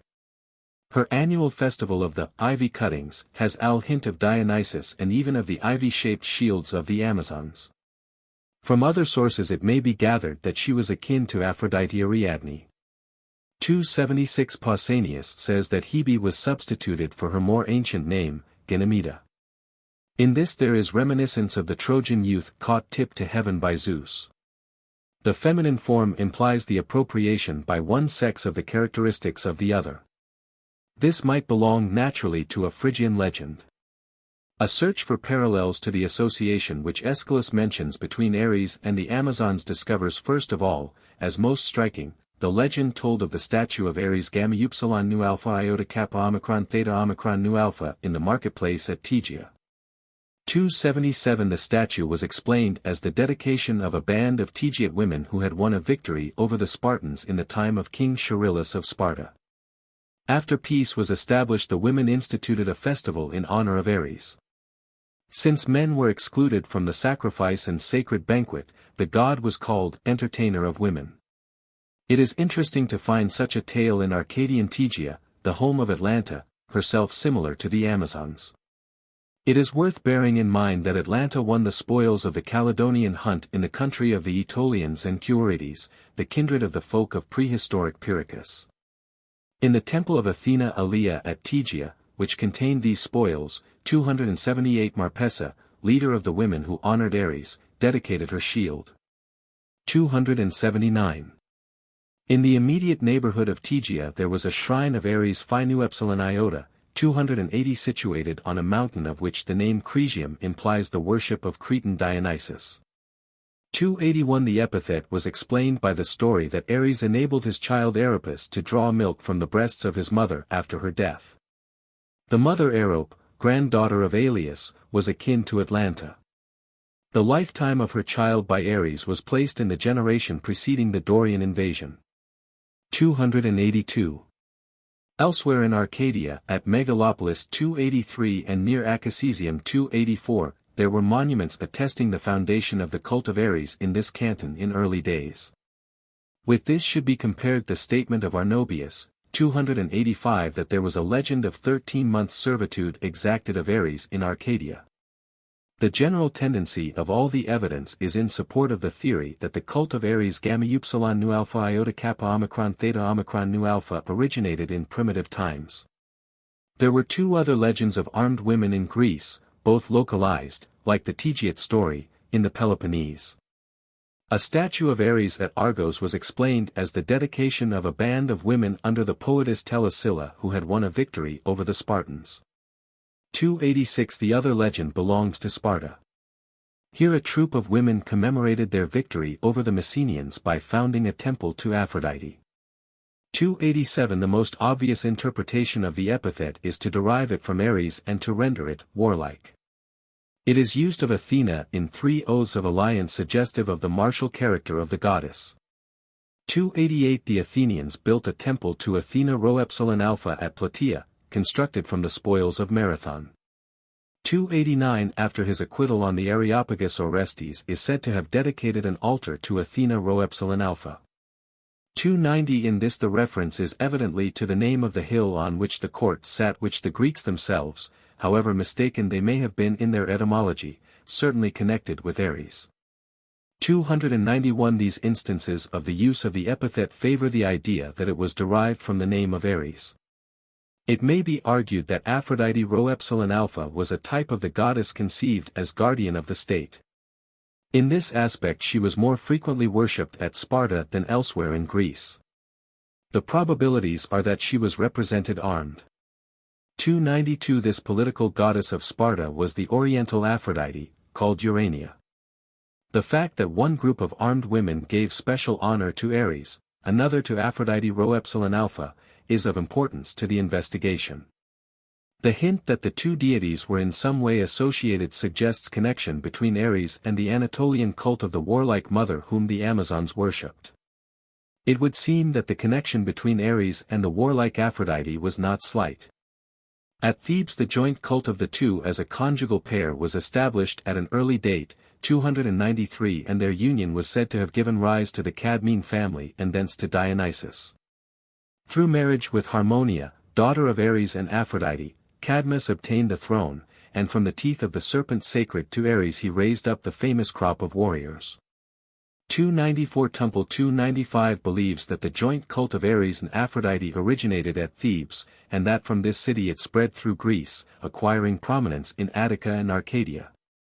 He finds the goddess to be the Oriental Urania, yet, strangely enough, he is unwilling to believe that she was conceived as an armed goddess in the earliest times at Thebes.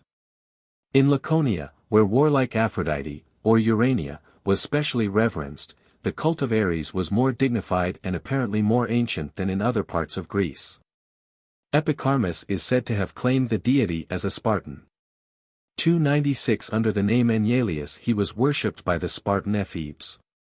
297 Each of the two bands into which the youths were divided sacrificed a puppy to him, performing the ceremony at night in the Phobeum near Therapon. The ritual bears throughout the marks of primitive times.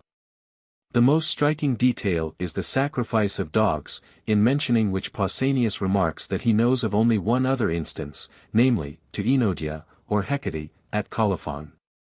There are, however, other records of the practice, 298 in which it is noteworthy that the custom belongs to the worship of Hecate. Ares was worshipped under his own name at Therapon in a temple which Pausanias 299 describes as one of the earliest monuments in the region. The cult legend was that the image was brought from Colchis by the Dioscuri. The god had a strange epithet, Theridas, supposedly derived from Thero, the name of his nurse. Pausanias is so dissatisfied with this etymology that he suggests that the word was learned from the Colchians and was unintelligible to the Greeks. Wide 300 states a plausible hypothesis, that the cult was of Boeotian origin, basing his theory on the affiliations of the word Theridas. It may, however, have been a very early indigenous cult, for Therapon was evidently an important pre-Dorian site, as excavations have proved. 301 Here the Dioscuri received special honors, and Helen was worshipped from old times as a nature goddess. 302 Pausanias 303 was told that the town was named from a daughter of Lelix. It is possible to infer that the cult of Ares Theridas, in which the temple was one of the oldest monuments in a region where pre-Dorian influence was strong, was Lelegian. The people who established it would thus be akin to the Cuorides of Aetolia and Acarnania. The connection with the Dioscuri favors the theory. 304. There are two other examples of the Laconian worship of Ares. As Enyalius 305 he had a statue at Sparta near the Dramos, which represented him in fetters.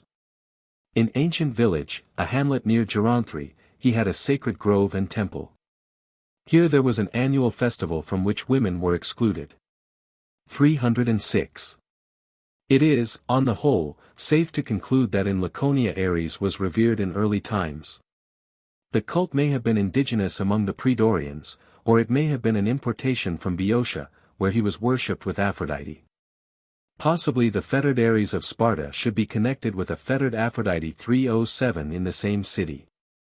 The two types may have given rise to a tale like that of Arcadia, of the servitude of Ares, 308, and the Lay of Demodocus in the Odyssey could be referred to some such myth. Traditions of armed women in Tegea and in Sparta served to connect Ares in Arcadia with Aphrodite Rho Epsilon Alpha in Sparta.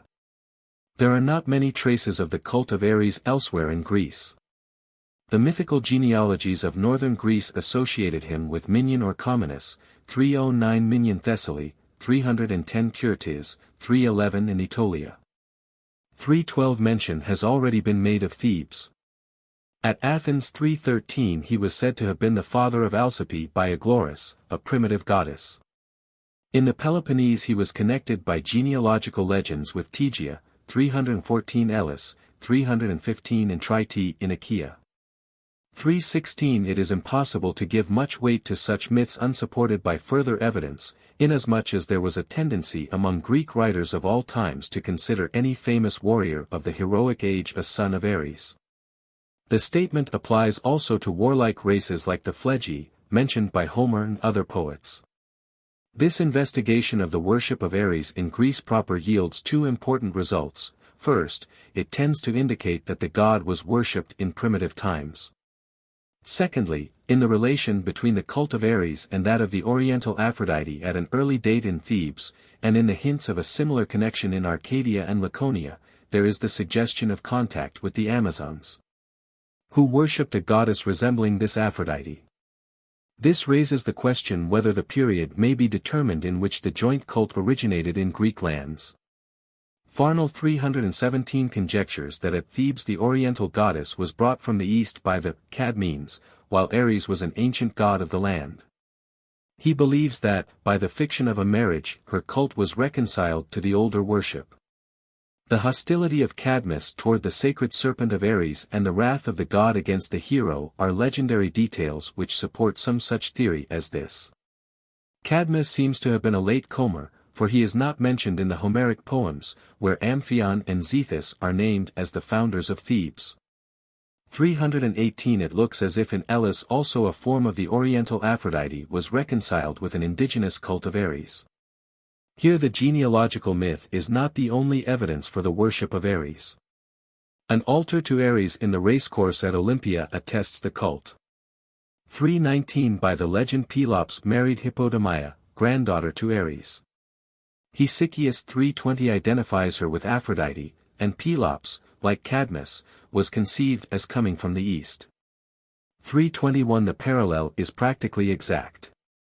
In the case of Pelops the legends which connect him with Lydia and Paphlagonia are more plausibly interpreted as reflexes of Hellenic settlement in Asia Minor than as the record of the planting of an Asiatic colony near Olympia. 322 Therefore the cult of Aphrodite Hippodamia would seem to have come into Elis by means of religious influence flowing back from the stream of emigration to the caste. Thus the Aeolian parallel would be of service to Farnell's argument. The Attic myth of Theseus tends, however, to support the opposite theory. This saga certainly preserved flew memory of the predominance of Crete in the Aegean. 323 Thus Aphrodite Ariadne probably belonged to the pre-Hellenic inhabitants of Attica. It may be stated as an hypothesis that Ares was also worshipped in very early times at Athens. The evidence is this, his connection with Aglaris, who seems to have been a primitive goddess. 324 The invocation of Ares and Enyalius in the Ephebes Oath, which associates him with Aglaris, the Attic Charites, and Hegemon. 325 The well-established cult of Ares in the 5th century on the lower slopes of the Areopagus. 326 The association with Hegemon is of special value, inasmuch as the epithet belongs to Aphrodite and to an Artemis similar to Astrateia. The only direct information so far given concerning the worship of Ares by the Amazons comes from Athens. 327 Therefore it is reasonable to lay stress on the legend of the Oriental Aphrodite in this state. 328 Yet we have no explicit statement that she was related to Ares in his capacity of patron of the Amazons.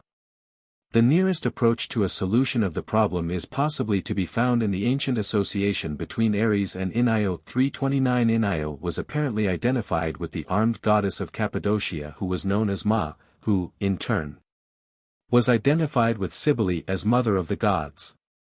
330 Aphrodite Ariadne and the armed Aphrodite are in a measure forms of the mother. Hence by an equation Aphrodite under these two types becomes identical with Io, the companion of Ares. The evidence thus far gathered for a relation between Ares and the Amazons may be stated. 1. Aeschylus mentions their habitual worship of this god while they were besieging Athens. 2. Plutarch represents Theseus at this time sacrificing to Phobos, son of Ares. 3. Pausanias describes the temple of Ares at Troezen as a trophy of the victory of Theseus over the Amazons. 4. In the association between Ares and Aphrodite in several places, in similar association between Ares and Io, and in the identification both of this Aphrodite and of Io with the mother whom the Amazons worshipped.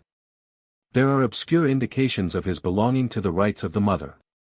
5. There are fairly good reasons for holding that Ares was an early, or pre-Hellenic god. According to this evidence it is presumable that the connection between Ares and the Amazons was indirect rather than direct. A striking fact should be added. Wherever there were memorials of the Amazons in Greece at Athens, Troezen, Megara and Kyrenia in Boeotia, Chalcis in Euboea, 331 Thessaly 332, there are some indications in each canton that the cult of Ares was there in early times.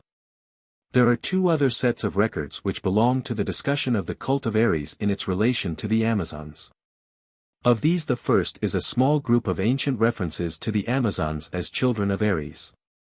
Euripides 333 terms them rho epsilon alpha kappa rho alpha, a phrase echoed in the Latin Mavortia applied to one of them. 334 The term is of no value toward establishing a theory of a cult relation with Ares, for it is colorless as are the familiar epic phrases, zeta omicron rho eta omicron and theta epsilon rho pi omicron nu tau epsilon rho eta omicron, applied to warriors. Elsewhere, however, the Amazons are conceived as actually daughters of the god. The stock genealogy assigned to the race made them the children of Ares and Harmonia 335 while Otrera is individually named as the child of these parents. 336 Harmonia's name is easily associated with that of Ares, since in Theban legends she appears as his daughter. It is therefore tempting to see in the mother of the race the goddess Aphrodite. But it is impossible to follow out the clue. The relationship is manifestly a stereotyped one, manufactured by logographers. Furthermore, the mother is not consistently called Harmonia. At times she appears as Armenia 337 from which it may be inferred that the name of the mother of the Amazons came from the study of geography, and that Harmonias crept in as a corruption. Arctinus 338 called Penthesilea a Thracian and the daughter of Ares. Possibly the theory that the race in general were children of Ares may have originated thus, or in some other poem of the cycle. If the Amazons had not been conspicuously warriors, and if it were not at first sight a figure of speech to term a band of women the children of the war god, it would be easier to judge whether these statements are poetical or representations of the view of genealogists. The reference to Thrace is more valuable. Herodotus 339 shows that the cult of Ares was important here, for he says that the Thracians worshipped three gods, Ares, Dionysus, and Artemis. As it has been said, the sacrifice of dogs in the Spartan ritual of Enyalius finds its only parallels in the rites of Thracian Hecate. 340 Many modern authorities 341 believe that the cult of Ares was of Thracian origin. 342 The rites of Dionysus, to whom he was akin, 343 belong also to the orgiastic ceremonies of Phrygia. In general, as it has been noted, there is striking similarity between the cults of Phrygia and those of Thrace. This comes out strongly in the worship of the mother. It is noteworthy that the custom of sacrificing dogs, a conspicuous and difficult feature in the rites of Ares and also of Hecate, belonged to the Carian worship of Ares. 344 It should be added that at Lagina in Corea the orgiastic worship of Hecate was established with the peculiar characteristic of the cult of Cybele at Pessinus and of Artemis at Ephesus. 345 Thus from all sides the theory finds support that the cult of Ares should be classed as Thracian Phrygian and connected with that of the mother. The inference is that the pre-Hellenic Ares of the Greek mainland was a god of the people who had a prehistoric culture allied to the Minoan.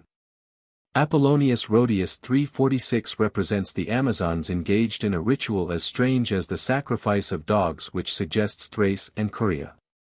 He relates that on Ares Island, in Pontus, they sacrificed horses in the temple of Ares. An obscure record of this is apparently preserved by the scholiast on a line in the Lysistrata of Aristophanes. 347. The scholium mentions no deity by name, it merely comments on the legend that Amazons sacrificed horses. Ares is not elsewhere than in the passage from Apollonius named as a god thus worshipped, and possibly here, even in the temple of Ares, the ritual is to be referred rather to the worship of Cybele under Boeotilic form than to that of Ares. The victim was a rare one among the Greeks, belonging to Apollo, Helios, the wind gods, and especially to Poseidon. It may be that the words of Apollonius imply a connection between the cult of Ares and that of Poseidon Hippias. At Troezen the temple of Ares gave access to the Genethlium, probably a shrine of Poseidon. 348. At Athens there was the story of the murder of Halirrhothius, son of Poseidon. 349. At Olympia the altar of Ares was dedicated to Ares Hippias. 350. The cult of Poseidon Hippias at Athens seems to have been in some way connected with that of the pre-Ionic Semni, or Eumenides, both at Colonus Hippias and on the Areopagus. 351. Possibly the Troezenian legend of the death of Hippolytus suggests jealousy between Ares, a divinity of the Amazons, and Poseidon, the reputed father of Theseus. The ritual of horse sacrifice among the Amazons may be the basis of the tradition that they were skillful horsewomen. The sacrifice of horses to Ares is recorded as a custom of the Scythians. 352. A people who apparently associated the horse with funerary oblations. 353. The best example of this sacrifice in the rites of the war god comes from Rome. 354, where on October 15 there was an annual race of Bigai in the Campus Martius, after which the near horse of the winning pair was sacrificed to Mars. And his blood was allowed to drip on the hearth of the Regia. Probably the blood of this sacrifice was afterwards mixed with the ingredients of the sacred cakes. The rite evidently was in honor of Mars as a deity of fertility. He was undoubtedly worshipped by the primitive Romans in this capacity as well as in that of warrior. 355. Apparently then the poetic legend of the Amazons offering horses to Ares presents him in a very primitive aspect with the suggestion that he was a chthonic deity of fertility. As warrior and giver of increase he resembles Apollo Carneus. A scholium 356 furnishes information which strengthens the supposition that he was in his primitive form a nature god. This tells of an obsolete custom in time of war, by which the signal for attack was given by priests of Ares called Pyupsilon Rhophi Rho Iota, who hurled lighted torches between the two armies. This suggests the orgiastic cults of Thrace and Phrygia, in which the torch was a prominent feature. It belonged also to the ceremonies of fire in honor of Mars in primitive Rome. 357. Even in ancient times there were conflicting theories concerning the provenience of the cult of Ares. Arnobius 358 says, "Cos Spartanum fuis Martem, prodidit. Non epicarmus octavester. Cos is Thraciae finibus procreatum. Non Sophocles Atticus cunctus consentientibus theatris. Cos mensibus in Arcadia tribus et decem vinctum. Cos ei canes ob caribus, cos ob Scythibus asinos immolari. Non principaliter cum ceteris Apollodorus." The general tendency of the evidence is in the direction of the theory that Ares was an ancient god of the Thracians, of the pre-Hellenic peoples of Greece, and of the races who worshipped the mother in Asia Minor and Crete. As a god whom the Amazons worshipped he does not appear to have been as important as the mother.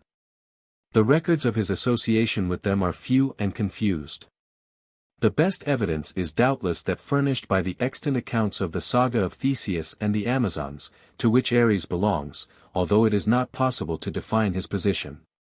The saga is of special importance in being analogous to the Ephesian tales of Heracles and Dionysus. Conclusion. The Amazons were votaries of Cybele, Artemis under the surnames Ephesia, Tauropolos, Lycia, and Astrateia, Apollo called Amazonian, and Ares. The striking feature of the list is the homogeneity of its components.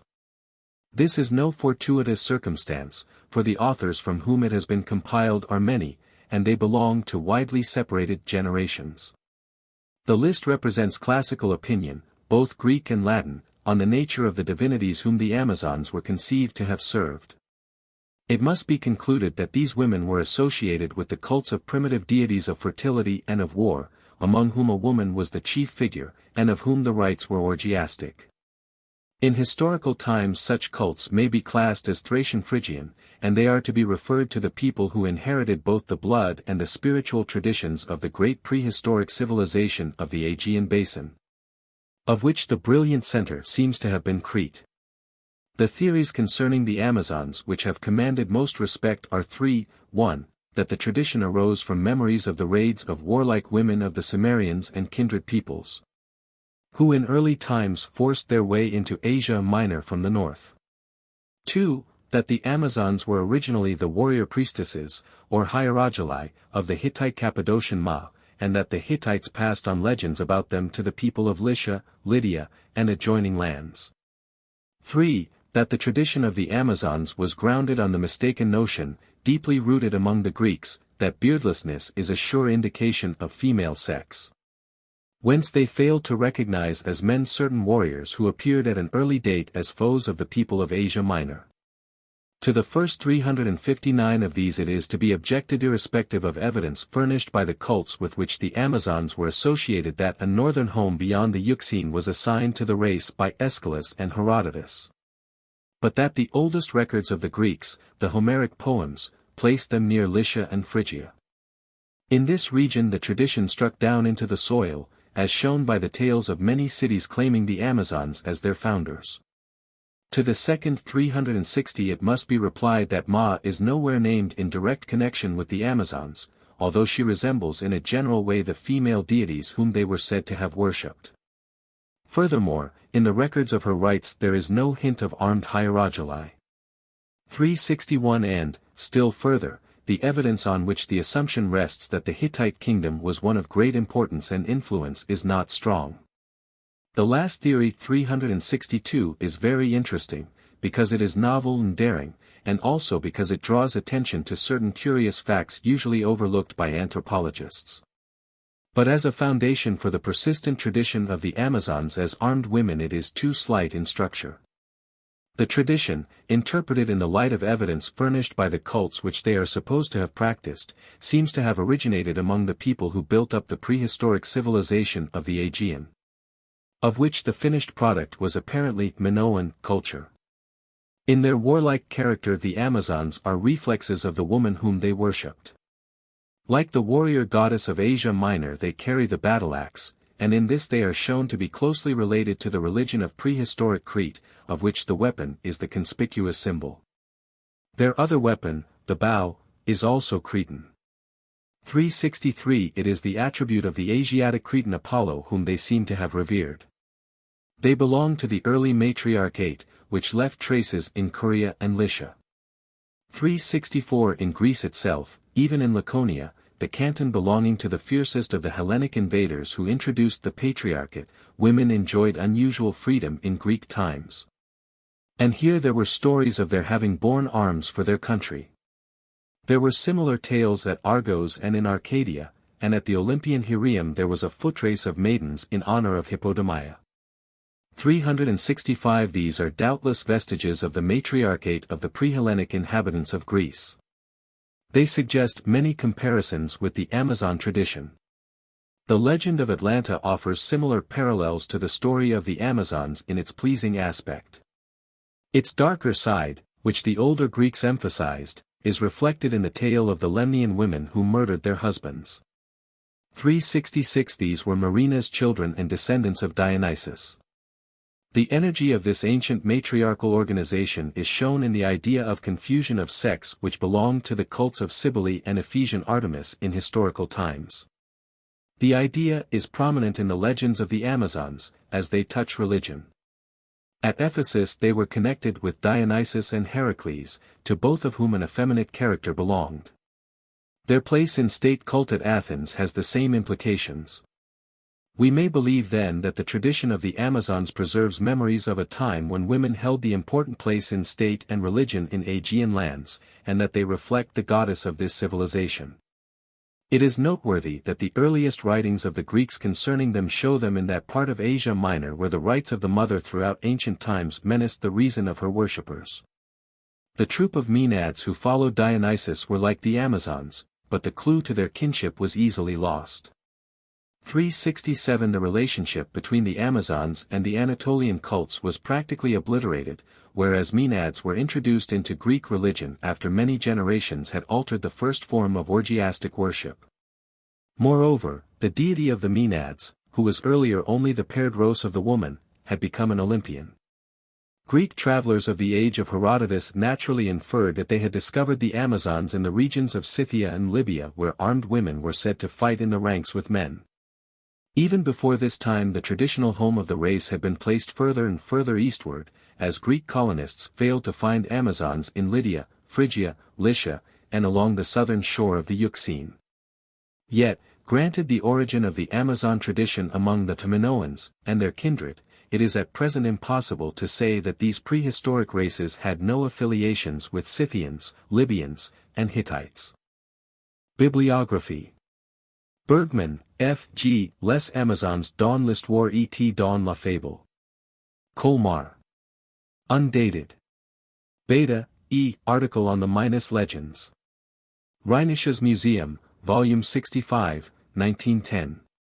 British School Annual, Volume 14, 1907-2008, Volume 15, 1908-2009, Volume 16, 1909-10.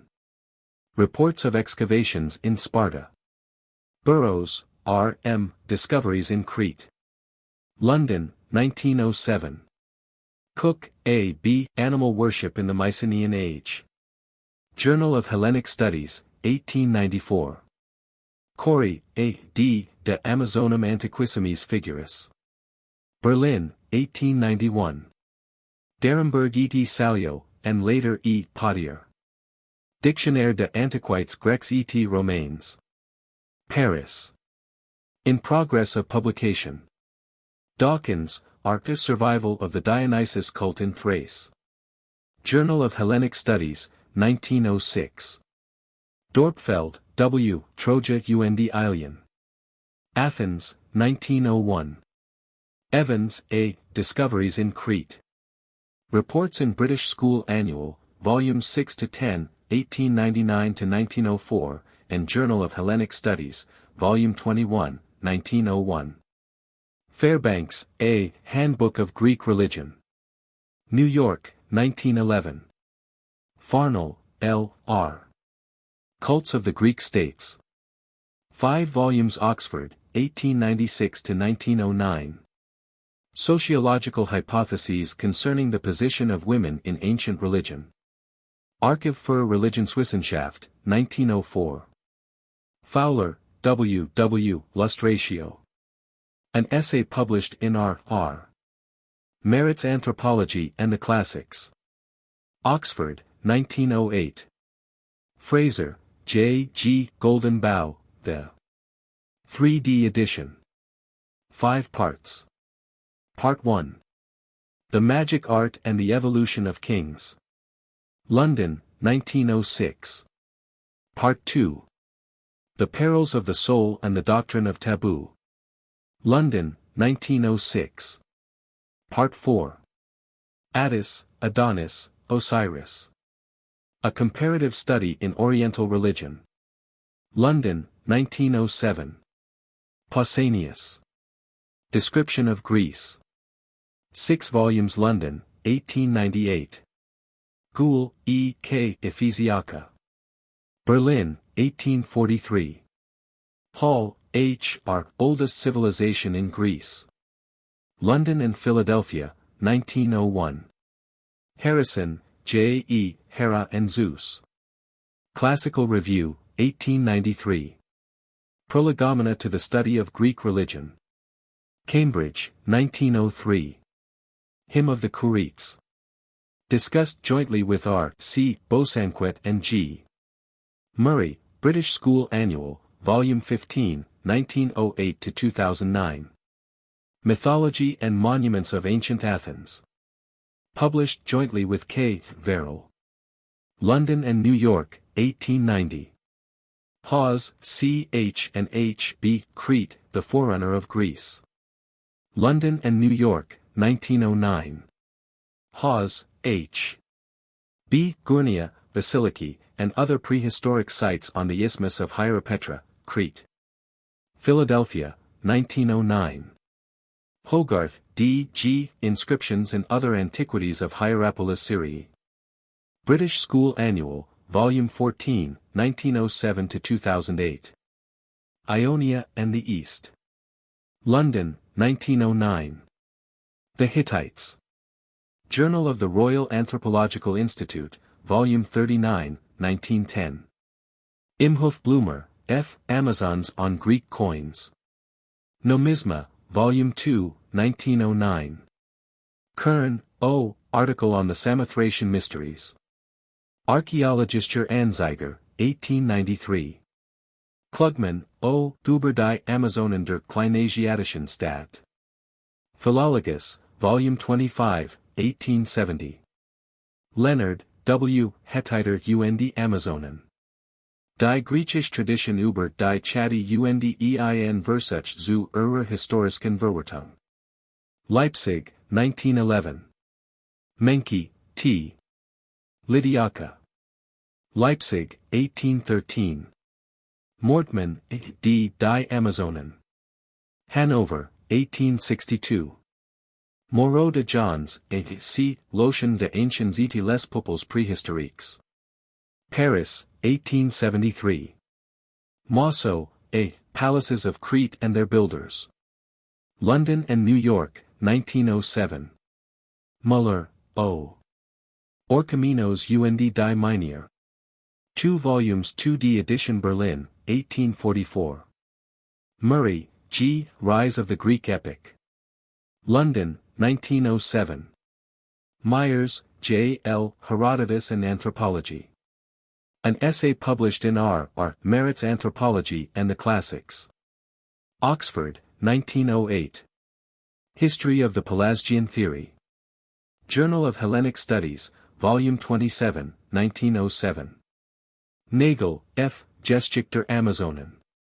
Stuttgart, 1838. Polywissowa. Relencyclopädie der klassischen Altertumswissenschaft. Stuttgart, 1894-1910. Perrault et Chippies. Histoire de l'art dans l'Antiquité. Volumes 1-6. Paris, 1882-1894. Peterson, E. Ercole e les Amazons. Annali del Instituto, Volume 56, 1884. Pinches, T. G. The Goddess Ister in Assyro-Babylonian Literature. Proceedings of the Society of Biblical Archaeology, Volume 31, 1909. Preller Robert. Grecian Mythology. 4th edition Berlin, 1907. Prins, H. Article on Minoan Religion. Athenische Mittelungen, Volume 35, 1910. Radet, G. Cybele. Études sur les transformations plastiques d'un type divin. Bordeaux, 1909. Renac, H. J. on Amazon Hetine. Revue archéologique, Volume 16, 1910. Renac, S. Orpheus. Histoire générale de religions. 3d edition Paris, 1909. Ridgway, W. Early Age of Greece. 2 volumes Cambridge, 1900. Article on same subject. Journal of Hellenic Studies Volume 16, 1896. Roscher, W. H. Ausführliches Lexikon der Griechischen und Römischen Mythology. Leipzig, 1884, incomplete. Rouse, W. H. D. Greek Votive Offerings. London, 1902. Sayce, A. H. The Discoveries at Bogaz K in Cappadocia. Biblical World, Volume 33, 1909. The Figure of an Amazon from Bogas K. Proceedings of the Society of Biblical Archaeology, Volume 32, 1910. Smith, Cecil. An Article on the Horse. Journal of Hellenic Studies, Volume 10, 1890. Stengel, P. Article on Horse Sacrifice. Archiv für Religionswissenschaft, 1905. Stricker, W. Die Amazonen in Sage und Geschichte. Berlin, 1868. Cybele, L. von Weltgeschichte der Kunst in Altertum. Marburg, 1900. Incomplete. Tumpel, K. Aries und Aphrodite. Fleckeisens Jahrbucher für Philologie und Pädagogik, Suppl, 11, 1880. Article on Gynecocracy. Philologus, 1892. Verrill, W. Death and the Horse. Journal of Hellenic Studies, Volume 18, 1898. Voigt, F. Beitrag zur Mythologie der Ares und der Athena. Wiener Studien, 1881. Welker, F. G. Der Epische Cyclus. Bonn, 1835. Griechisch Götterlehre. 3 volumes. Göttingen, 1857-62. Wright, J. H. Worship of Ma, Munu, Harvard Studies in Classical Philology, Volume 6.